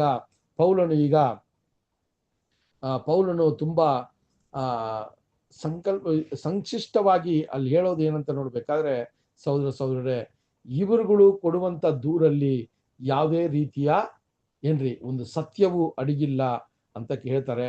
ಅದು ಮಾತ್ರವಲ್ಲ, ಆತನು ಆ ನಿಜಾಂಶವನ್ನ ಹೇಳಿ ಆತನು ಏನಂತ ಹೇಳ್ತಾರೆ ಅಂದ್ರೆ, ನಾನು ಈ ಗೊಂದಲಕ್ಕೆ ಕಾರಣನಲ್ಲ, ಈ ಆಸಿಯಾ ಪ್ರಾಂತ್ಯದಿಂದ ಬಂದಂತ ಯಹೂದ್ಯರೇ ಇದಕ್ಕೆ ಕಾರಣ ಅಂತ ಒಂದು ವಿಷಯವನ್ನ ಅಲ್ಲಿ ಹೇಳುವಂತದ್ದಾಗಿದೆ ಸಹೋದರ ಸಹೋದರ. ಸೊ ಆ ರೀತಿ ನೋಡ್ಬೇಕಾದ್ರೆ ಅಲ್ಲಿ ಫಸ್ಟ್ ಯಹೂದ್ಯ ಆ ಒಂದು ನಾಯಕರು ಅಥವಾ ಹಿರಿಯರು ಕೊಟ್ಟಂತ ಒಂದು ಆ ಒಂದು ವಿಷಯ ಏನು ಅಂತ ನೋಡ್ಬೇಕಾದ್ರೆ, ಈ ಒಂದು ವ್ಯಕ್ತಿಯು ನಮ್ಮ ಧರ್ಮಶಾಸ್ತ್ರಕ್ಕೆ ವಿರುದ್ಧವಾಗಿ, ನಮ್ಮ ಪ್ರವಾದಿಗಳ ಪುಸ್ತಕಕ್ಕೆ ವಿರುದ್ಧವಾಗಿ ಈತನು ಮಾತನಾಡ್ತಾ ಇದ್ದಾನೆ ಅಂತ ಒಂದು ದೂರನ್ನ ಮಾತ್ರ ಕೊಡ್ತಾರೆ ಸಹೋದರರೇ. ಆದರೆ ಏನ್ರಿ, ಆ ಒಂದು ವಿಚಾರದಲ್ಲಿ ನೋಡ್ಬೇಕಾದ್ರೆ ಧರ್ಮಶಾಸ್ತ್ರವು ಕೂಡ ಈ ಪೌಲನು ಹೇಳಿದಂತ ವಿಚಾರದ ಮೇಲೇನೆ ಅದು ನಡೀತಾ ಇದೆ ಅಂತ ನೋಡ್ಬೇಕಾದ್ರೆ, ಆ ಪುನರುತ್ಥಾನವು ಯಹೂದ್ಯರಲ್ಲಿ ಎಂತ ಒಂದು ನಂಬಿಕೆಯನ್ನ ಕೊಟ್ಟಿತ್ತು ಅಂತ ನೋಡ್ಬೇಕಾದ್ರೆ, ಅಲ್ಲೂ ಕೂಡ ನಾವೇನ್ ಮಾಡಿದ್ವಿ, ಎರಡು ಪಂಗಡದವರನ್ನ ನೋಡಿದ್ವಿ ಅಲ್ವಾ, ಸದುಕಾಯರು, ಫರಿಸಾಯರು. ಸೊ ಅಲ್ಲಿ ಯಾವ ರೀತಿ ಒಂದು ವರ್ಗದವರು ಆ ಒಂದು ಪುನರುತ್ಥಾನವನ್ನ ನಂಬಿಲ್ಲ, ಇನ್ನೊಂದು ವರ್ಗದವರು ಪುನರುತ್ಥಾನವನ್ನ ನಂಬಿದ್ರು ಅಂತ ಪೌಲನು ಯೆರೂಸಲೇಮಲ್ಲಿ ಒಂದು ಸಾಕ್ಷಿಯನ್ನ ಕೊಡುವಾಗ ಈ ಒಂದು ಭಿನ್ನ ಅಭಿಪ್ರಾಯಗಳನ್ನ ನಾವು ನೋಡ್ಬೋದು. ಸೊ ಅದೇ ರೀತಿಯಲ್ಲಿ ಇಲ್ಲೂ ಕೂಡ ಸಹೋದರರೇ, ಈಗ ಪೌಲನು ಫೆಲಿಕ್ಸನ ಮುಂದೆ ಆ ಪುನರುತ್ಥಾನ ವಿಚಾರವನ್ನ ತುಂಬಾ ಸಂಕ್ಷಿಷ್ಟವಾಗಿ ಅಲ್ಲಿ ಮಾತನಾಡುವ ಒಂದು ಕಾರ್ಯಗಳನ್ನ ಕೂಡ ನಾವು ನೋಡ್ತೀವಿ ಸಹೋದರರೇ. ಸೊ ಅದರಿಂದ ಸೌಲನನ್ನ ಯಹೂದ್ಯರ ಧರ್ಮವನ್ನ, ಯಹೂದ್ಯರ ನಂಬಿಕೆಗಳನ್ನ ತಪ್ಪಾಗಿ ಇವರು ಬೋಧಿಸ್ತಾ ಇದ್ದಾರೆ, ಅಥವಾ ಅವರ ನಂಬಿಕೆಗೆ ವಿರುದ್ಧವಾಗಿ ಬೋಧಿಸ್ತಾ ಇದ್ದಾರೆ ಅಂತಾನೆ ಇವರಲ್ಲಿ ಮುಖ್ಯವಾದ ಒಂದು ದೂರನ್ನ ಕೊಟ್ಟಿರ್ತಾರೆ. ಆದರೆ ಪೌಲನು ಆ ವಿಚಾರವಾಗಿ ಮಾತನಾಡುವಾಗ, ನಾನು ಎಲ್ಲಾ ವಿಷಯದಲ್ಲೂ ಏನ್ರಿ ಧರ್ಮಶಾಸ್ತ್ರದ ಅಡಿಯಲ್ಲೇ ನಾನಿದ್ದೀನಿ, ಅವ್ರು ಏನ್ ನಂಬಿದ್ದಾರೋ ಅದನ್ನೇ ನಾನು ನಂಬಿದ್ದೀನಿ. ಪುನರುತ್ಥಾನದ ವಿಚಾರದಲ್ಲಿ ಒಳ್ಳೆಯವರಿಗೂ ಕೆಟ್ಟವರಿಗೂ ಪುನರುತ್ಥಾನ ಇದೆ ಅಂತ ನಾನು ಹೇಳ್ತಾ ಇದ್ದೆ, ಅದೇ ಇವರಿಗೆ ಒಂದು ದೊಡ್ಡ ಒಂದು ಅಟ್ಟಚಣೆಯಾಗಿದೆ ಅಂತ ಕೂಡ ಆ ಹೇಳುವಂತ ವಿಷಯವನ್ನ ನಾವು ನೋಡ್ತೀವಿ ಸಹೋದರರೇ. ಸೊ ಆ ರೀತಿ ಇರುವಾಗ ಅಲ್ಲಿ ತುಂಬಾ ಕ್ಲಿಯರ್ ಆಗಿ ಏನಂತ ನೋಡ್ತೀವಿ ಅಂದ್ರೆ, ಪೌಲನ ಒಂದು ವಿಚಾರದಲ್ಲಿ ಪೌಲನು ಆ ಒಂದು ದೇವಾಲಯಕ್ಕೆ ಬಂದಿದ್ದು ಎಲ್ಲ ಕೂಡ ಆತನ ಆ ನಜರೇನ್ ಅನ್ನುವ ಒಂದು ಓವ್ ಮಾಡ್ಕೊಂಡಿದ್ದಾರೆ, ಒಂದು ದೇವರ ಮುಂದೆ ಒಂದು ಕವನೆಂಟ್ನ ಒಂದು ಓವ್ ಮಾಡ್ಕೊಂಡಿದ್ದಾರೆ. ಆ ನಜರೇನ್ ಅನ್ನುವ ಒಂದು ವಿಚಾರವನ್ನ ಯಹೂದ್ಯರಲ್ಲಿ ಹಳೆ ಒಡಂಬಡಿಕೆಯಲ್ಲಿ ಅನೇಕ ವಿಚಾರಗಳು ಇದರ ವಿಷಯವಾಗಿ ಇರೋದನ್ನ ನಾವು ನೋಡ್ತೀವಿ ಸಹೋದರ. ಸೊ ಆ ರೀತಿಯಲ್ಲಿ ನಾವು ನೋಡುವಾಗ ಸಹೋದರರೇ, ಆ ಒಂದು ಕಾರ್ಯದಲ್ಲಿ ಇಷ್ಟು ವಿಚಾರಗಳನ್ನ ಪೌಲನು ಅವರು ಕೊಟ್ಟಂತ ದೂರಿಗೆ ಒಂದು ನ್ಯಾಯವನ್ನ ಒದಗಿಸ್ಕೊಡೋದಕ್ಕೆ ಅಲ್ಲಿ ಫೆಲಿಕ್ಸನ ಮುಂದೆ ಸತ್ಯದ ವಿಚಾರಗಳನ್ನ ತಿಳಿಸುವಂತ ಕಾರ್ಯವನ್ನ ನಾವು ನೋಡ್ತೀವಿ ಸಹೋದರರೇ. ಈಗ ಎರಡು ಕಡೆನೂ ಫೆಲಿಕ್ಸನ್ ಏನು ಮಾಡ್ಬಿಟ್ರು, ಈಗ ವಿಚಾರಗಳನ್ನ ಕೇಳ್ಕೊಂಡ್ರು. ಈಗ ಒಂದು ಒಳ್ಳೆಯ ನ್ಯಾಯಾಧೀಶ ಏನ್ ಮಾಡ್ತಾರೆ ಅಂತ ನೋಡ್ಬೇಕಾದ್ರೆ, ಆ ಷಷ್ಠಾಧಿಪತಿ ಅಲ್ವಾ, ಆ ಲೈಸ್ತೀಸ್ ಅನ್ನುವ ಷಷ್ಠಾಧಿಪತಿಯು ಬಂದ್ರೆ ಇವರು ಇಬ್ರು ಹೇಳುವಂತ ವಿಚಾರದಲ್ಲಿ ವಾಸ್ತವಾಂಶ ಏನು ಅಂತ ಗೊತ್ತಾಗಬೇಕಾದ್ರೆ ಈ ಷಷ್ಠಾಧಿಪತಿಯು ಬರಲೇಬೇಕು. ಯಾಕಂದ್ರೆ ಈತನೇ ಅಲ್ಲಿ ನಡೆದಂತ ಘಟನೆಯನ್ನ ಸಂಪೂರ್ಣವಾಗಿ ನೋಡಿರುವಂತ ವ್ಯಕ್ತಿ. ಅಲ್ಲಿ ಇಬ್ರು ಅವರ ಪರವಾಗಿ ಮಾತಾಡ್ತಾ ಇದ್ದಾರಾ, ಅಥವಾ ಈ ಒಂದು ವ್ಯಕ್ತಿ ಬಂದ ನಂತರನೇ ಯಾರು ಸರಿ ಯಾರು ತಪ್ಪು ಅಂತ ನನಗೆ ಗೊತ್ತಾಗತ್ತೆ ಅಂತ ಹೇಳಿ ಒಂದು ಮನಸ್ಸಲ್ಲಿ ಒಂದು ಯೋಚನೆಯನ್ನ ಮಾಡ್ತಾರೆ ಸಹೋದರರೇ. ಅದನ್ನೇ ನಾವು ನೋಡುವಾಗ, ಈ ಒಂದು ವಿಚಾರಗಳನ್ನ ನೋಡುವಾಗ ಸಹೋದರರೇ, ಇದನ್ನ ಈಗ ಆ ಒಂದು ಫೆಲಿಕ್ಸನ್ ಏನ್ ಮಾಡ್ತಾರೆ ಅಂದ್ರೆ ಇದಕ್ಕೆ ತಯಾರಿ ಆಗ್ತಾರೆ. ಅಲ್ಲಿ ಏನಾಗತ್ತೆ ಅಂತ ನೋಡ್ಬೇಕಾದ್ರೆ 24ನೇ ಅಧ್ಯಾಯ 22 ಮತ್ತು 23 ವಚನಗಳನ್ನ ಓದೋಣ. 24ನೇ ಅಧ್ಯಾಯ 22 ಮತ್ತೆ 23 ವಚನಗಳು. ಫೆಲಿಕ್ಸನು ಕ್ರಿಸ್ತನ ಮಾರ್ಗವನ್ನು ತನ್ನ ಮಟ್ಟಿಗೆ ತಿಳಿದವನಾದರೂ ಅವರಿಗೆ ಸಹಸ್ರಾಧಿಪತಿಯಾದ ಲೂಸ್ಯನು ಬಂದ ಮೇಲೆ ನಿಮ್ಮ ಕಾರ್ಯವನ್ನು ತೀರ್ಮಾನಿಸುತ್ತೆಂದು ಹೇಳಿ ವಿಚಾರಣೆಯನ್ನು ತಡ ಮಾಡಿದನು. ಆಗ ಅವನು ಶತಾಧಿಪತಿಗೆ, ಪೌಲನು ಕಾವಲಲ್ಲಿರಬೇಕು, ಆದರೆ ಅವನು ಬಿಡುವಾಗಿರಲಿ, ಅವನನ್ನು ಉಪಚರಿಸುವುದಕ್ಕೆ ಅವನ ಸ್ವಂತ ಜನರಲ್ಲಿ ಯಾರಿಗೂ ಅಡ್ಡಿ ಮಾಡಬಾರದೆಂದು ಅಪ್ಪಣೆ ಮಾಡಿದನು. ಇಲ್ಲಿ ನಾವು ನೋಡ್ತೀವಿ ಈಗ ಎರಡು ವರ್ಗದವರು ಬಂದ್ರು, ಎರಡು ವರ್ಗದಲ್ಲೂ ವಿಷಯಗಳನ್ನ ಫೆಲಿಕ್ಸನ್ ಕೇಳ್ದ. ಈಗ ಆ ಷಷ್ಠಿಪತಿ ಬಂದ್ರೆ ಮಾತ್ರ ನನಗೆ ಯಾವುದು ಸರಿ ಯಾವುದು ತಪ್ಪು ಅಂತ ನಿರ್ಧಾರ ಮಾಡೋದಕ್ಕೆ ಬರಬೇಕು ಅಂತ ಹೇಳಿ ಅಲ್ಲಿ ಆತನು ಆ ಒಂದು ವಿಚಾರಣೆಯನ್ನ ಕೇಳ್ಕೊಂಡು ಆ ಒಂದು ನ್ಯಾಯ ವಿಚಾರಣೆಯಲ್ಲಿ ಒಂದು ಉತ್ತರವನ್ನ ಅಥವಾ ಒಂದು ರಿಸಲ್ಟ್ ನ ಕೊಡೋದಕ್ಕೆ ತಡೆ ಮಾಡ್ದ. ಅದಾದ ನಂತರ ಹೇಳ್ತಾರೆ, ಆ ಒಂದು ಷಷ್ಠಾಧಿಪತಿಯು ಬರೋ ತನಕ ಪೌಲನನ್ನ ಏನ್ರಿ ಅಲ್ಲಿ ಏನ್ ಹೇಳ್ತಾರೆ ಅಂದ್ರೆ, ಪೌಲನನ್ನ ಏನ್ರಿ ಸೆರೆಮನೆಯಲ್ಲಿ ಇಡ್ರಿ, ಆದ್ರೆ ಆತನನ್ನ ಬಂಧಿಸಿ ಆತನನ್ನ ಆ ರೀತಿ ಹಿಡದೆ ಆತನಿಗೆ ಏನ್ ಮಾಡ್ರಿ, ನೀವು ಎಲ್ಲಾ ಅನುಕೂಲಗಳನ್ನ ಮಾಡಿಕೊಡ್ರಿ. ಅವರ ಸ್ವಂತ ಜನರು ಆತನನ್ನ ನೋಡೋದಿಕ್ಕೆ ಯಾರು ಅಡ್ಡಿಯಾಗಬೇಡಿ. ಆತನಿಗೆ ಎಲ್ಲಾ ರೀತಿಯ ಒಂದು ಬಿಡುಗಡೆಯನ್ನ ನೀವು ಆತನನ್ನ ಏನ್ರಿ ಕಾವಲಲ್ಲಿ ಇಟ್ಟರೂ ಕೂಡ ಆತನಿಗೆ ಯಾವುದೇ ರೀತಿಯ ಒಂದು ಬಂಧನೆಯಲ್ಲಿ ಆತನನ್ನ ಇಡಬೇಡಿ ಅಂತ ಹೇಳಿ ಒಂದು ಆಜ್ಞೆಯನ್ನ ಕೊಡ್ತಾರೆ ಸಹೋದರ. ಸೊ ಈ ವಿಚಾರಗಳನ್ನ ಈ ದಿನದಲ್ಲೂ ಕೂಡ ನಾವು ನೋಡಿದ್ವಿ. ಸೊ ಯಾವ ರೀತಿ ಅಲ್ಲಿ ಪ್ರಧಾನ ಯಾಜಕರು ಮತ್ತೆ ಸಂಗಡಿಗರು ಬಂದು ಪೌಲನ ವಿರುದ್ಧವಾಗಿ ದೂರನ್ನ ಕೊಟ್ರು. ಸೊ ಪೌಲನು ಯಾವ ರೀತಿ ಆತನ ಪರವಾಗಿ ನ್ಯಾಯವನ್ನ ಸತ್ಯವನ್ನ ಇದ್ದಿದ್ದ ರೀತಿಯಲ್ಲಿ ಪ್ರೆಸೆಂಟ್ ಮಾಡಿದ್ದಾರೆ. ಈಗ ಆ ಷಷ್ಠಾಧಿಪತಿ ಬರೋ ತನಕ ಫೆಲಿಕ್ಸನಿಗೆ ಒಂದು ನ್ಯಾಯ ತೀರ್ಪು ಕೊಡಕ್ಕೆ ಸಾಧ್ಯವಿಲ್ಲ ಅಂತ ಹೇಳಿ ಅಲ್ಲಿ ನಿಲ್ಲಿಸ್ತಾರೆ ಸಹೋದರರೇ. ಸೊ ನಾವು ಕೂಡ ಈ ದಿನದಲ್ಲಿ ಈ ನಡೆದ ಈ ಒಂದು ವಿಚಾರಗಳನ್ನ ನಾವು ನೋಡಿದ್ವಿ. ಸೊ ಅನೇಕ ವಿಚಾರಗಳಲ್ಲಿ ಪೌಲನು ಆತನ ಒಂದು ವಿಚಾರವನ್ನ ನಾವು ಗಮನಿಸಿದಾಗ ಪೌಲನು ತುಂಬಾ ಒಂದು ದೊಡ್ಡ ಒಂದು ಗಾತ್ರವುಳ್ಳ ವ್ಯಕ್ತಿನೋ ಅಥವಾ ಮಾತುಗಳು ಕೂಡ ಅಂತ ಒಂದು ಸ್ಪಷ್ಟತೆಯ ಮಾತುಗಳು ಇಲ್ಲದೆ ಇದ್ರು ಕೂಡ ಅಲ್ಲಿ ಪೌಲನೇ ಈ ವಿಚಾರವಾಗಿ ಎಷ್ಟೋ ಕಡೆ ತಿಳಿಸ್ತಾರೆ. ನಾನು ನಿಮ್ಮ ಮಧ್ಯದಲ್ಲಿ ಬಂದಾಗ ಮಾತನಾಡೋದು ಕೂಡ ನನಗೆ ಅಷ್ಟು ಬರ್ತಾ ಇರ್ಲಿಲ್ಲ ಅಂತ ಒಂದಷ್ಟು ಕಡೆ ಹೇಳ್ತಾರೆ. ಸೊ ಅಂತ ವ್ಯಕ್ತಿ ಈ ಫೆಲಿಕ್ಸನ ಮುಂದೆ ನಿಂತು ಮಾತನಾಡುವಾಗ ಅಲ್ಲಿ ನ್ಯಾಯ ಏನ್ರಿ, ಅಲ್ಲಿ ಒಂದು ಪ್ರಧಾನ ಯಾಜಕರು ಅಂತ ದೊಡ್ಡ ಸ್ಥಾನದಲ್ಲಿರೋರು ಕೂಡ ಅವರು ಮಾತನಾಡಬೇಕಾದ್ರೆ ಅವ್ರಿಗೆ ಸಾಧ್ಯವಿಲ್ಲ ಅಂತ ಹೇಳಿ ಒಬ್ಬ ವಕೀಲನನ್ನ ಕರ್ಕೊಂಡು ಬರ್ತಾರೆ. ಆದ್ರೆ ಪೌಲನು ದೇವರ ಕೃಪೆಯಿಂದ ಅಲ್ವಾ, ಒಳ್ಳೆಯ ಒಂದು ಎಜುಕೇಶನ್ ಅಲ್ವಾ, ಒಳ್ಳೆಯ ಒಂದು ಎಜುಕೇಶನ್ ನ ಪಡ್ಕೊಂಡಿರೋದ್ರಿಂದ ಅದು ಇಲ್ಲಿ ಏನಾಗತ್ರಿ, ಕಾರ್ಯರೂಪಕ್ಕೆ ಬರ್ತದೆ.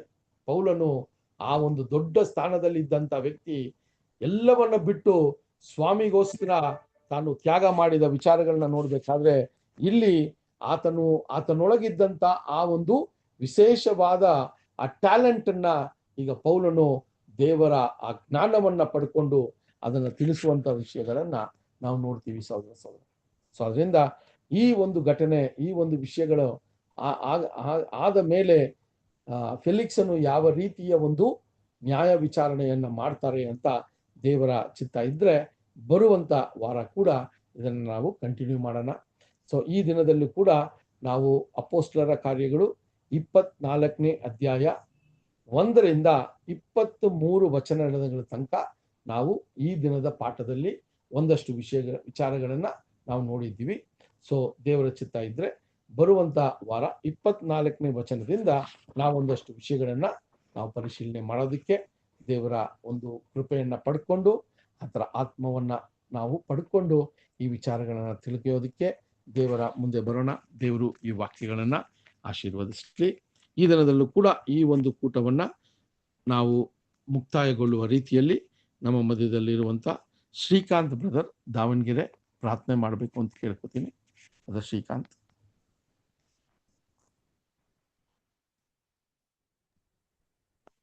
ಪ್ರಾರ್ಥನೆ ಮಾಡ್ತೀನದ. ಪ್ರಾರ್ಥನೆ ಮಾಡ್ಕೊಳ್ಳೋಣ. ಪರಿಶುದ್ಧನು ಪರಲೋಕದಲ್ಲಿರುವ ನಮ್ಮ ತಂದೆ ಅಯ್ಯೋ ಹೋದೇವ್ರೆ, ನಿಮ್ಗೆ ಸ್ತೋತ್ರಪ್ಪ. ಇವತ್ತು ಸಂಜೆ ವೇಳೆಯಲ್ಲಿ ದೇವರೇ ನಿಮ್ಮ ಕೃಪೆಯಿಂದ ದೇವರೇ ನಾವು ಸುಮುಖದಲ್ಲಿ ಬಂದಿದ್ದೇವಪ್ಪ. ಹಾಗೆ ಬ್ರದರು ಕೂಡ ದೇವರೇ ಇಲ್ಲಿವರೆಗೂ ಅನೇಕ ವಿಚಾರದಲ್ಲಿ ಮಾತನಾಡಿದ್ದೇವರೇ. ಅವರು ಅನೇಕ ವಿಚಾರದಲ್ಲಿ ಅವರ ಸೇವೆಗಳನ್ನು, ಅವರ ಕುಟುಂಬವನ್ನು, ಅವರ ಕೆಲಸ ಕಾರ್ಯಗಳನ್ನು ಆಶೀರ್ವದಿಸಪ್ಪ. ಹೌದು ದೇವರೇ, ನಮ್ಮ ಮಗನ ರಕ್ತದಲ್ಲಿ ದೇಹದಲ್ಲಿ ನಾವು ಪಾಲರಾಗುವಾಗ ಪ್ರತಿದಿನನೂ ಪ್ರತಿ ಕ್ಷಣ ದೇವರೇ ನಮ್ಮನ್ನು ನಾವು ಸರಿಪಡಿಸ್ಕೊಂಡು ನಮ್ಮ ಪಾಪಗಳೆಲ್ಲ ನಿಮ್ಮ ಕೈ ಲಭಿಸಿಕೊಟ್ಟು ನಾವು ಪ್ರತಿದಿನ ಪ್ರತಿ ಕ್ಷಣ ಹಾಗೆಂದ್ರೆ ನಿನ್ನ ಹಿಂಬಾಲಿಸ್ತಾ ನಡಿಲಿಕ್ಕೆ ಕೃಪೆ ಮಾಡ್ರಿ. ಹಾಗೆ ಎಲ್ಲಾ ಸಹೋದರನ್ನು ಕೇಳಿ ಅರ್ಥ ಮಾಡ್ಕೊಂಡು ತಿಳ್ಕೊಂಡು ನಿನ್ನ ಸರಿಯಾದ ದಾರಿಯಲ್ಲಿ ನಡೆದು ಓಟವನ್ನು ಓಡಿ ಚಿರಚಿತ್ತವಾಗಿ ಮುಗಿಸ್ಲಿಕ್ಕೆ ಪ್ರತಿಯೊಬ್ಬರನ್ನು ಬಲಪಡಿಸ್ರಿ ತಂದೆ ದೇವ್ರೆ. ಸ್ತೋತ್ರ ಮಾಡ್ತೀನಪ್ಪ. ಇಲ್ಲಿವರೆಗೂ ನಡೆಸಿದ ಪ್ರಕಾರ ಮುಂದೆ ನಡೆಸ್ರಿ, ಬಲಪಡಿಸ್ರಿ. ಹಾಗೆ ದೇವ್ರೆ, ಈ ಒಂದು ಪ್ರಾರ್ಥನೆಯಲ್ಲಿ ಮನವರಿಕೆ ದೇವ್ರೆ ಎಲ್ಲಾರನ್ನೂ ಅನೇಕ ವಿಚಾರದಲ್ಲಿ ಬಲಪಡಿಸ್ರಿ, ನಿನ್ನ ಚಿತ್ತಾನುಸಾರ ನಡೆಸ್ರಿ ಎಂಬುದಾಗಿ ಕೇಳ್ಕೊಳ್ತೀನಪ್ಪ. ಈ ಆನ್ಲೈನ್ ಕ್ಲಾಸ್ ಮುಖವಾಗಿ ಅನೇಕ ಜನಗಳು ತಿಳ್ಕೊಂಡು ದೇವರ ಸಮ್ಮುಖದಲ್ಲಿ ಬರ್ಲಿಕ್ಕೆ ಕೃಪೆ ಮಾಡ್ರಿ ತಂದೆ ದೇವ್ರೆ. ನಿನ್ನ ಚಿತ್ತಾನುಸಾರವಾಗಿ ನಡೆಸಲಿ ಎಂಬುದಾಗಿ ನಾವು ಕೇಳ್ಕೊಳ್ತೀವಪ್ಪ. ಇಲ್ಲಿವರೆಗೂ ಪಡೆದ ಪ್ರಕಾರ ಮುಂದೆ ಕೂಡ ನಮ್ಮ ನಡೆಸ್ರಿ, ಬಲಪಡಿಸ್ರಿ. ಈ ಚಿಕ್ಕ ಪ್ರಾರ್ಥನೆ ನಮ್ಮ ರಕ್ಷಕನಾದ ಯೇಸುವಿನ ಹೆಸರು ತಂದೆ, ಆಮೆನ್. ಆಮೆನ್. ಅಮ್ಮೆ Thank you. ಎಲ್ಲ ಸಹೋದರಗಳಿಗೂ ಧನ್ಯವಾದಗಳು. Good night. ಎಲ್ಲಾ ಸಹೋದರರು ನಮಸ್ತೆ. ನಮಸ್ತೆ. ನಮಸ್ತೆ. ಎಲ್ಲ ಬ್ರದರ್ಸ್ ಅಂಡ್ ಸಿಸ್ಟರ್ಸ್ಗೆ ನಮಸ್ತೆ. Night. ಎಲ್ಲ ಬ್ರದರ್ಸ್ ಸಿಸ್ಟರ್ಸ್ಗೆ ನಮಸ್ತೆ. Good night. Brother good night.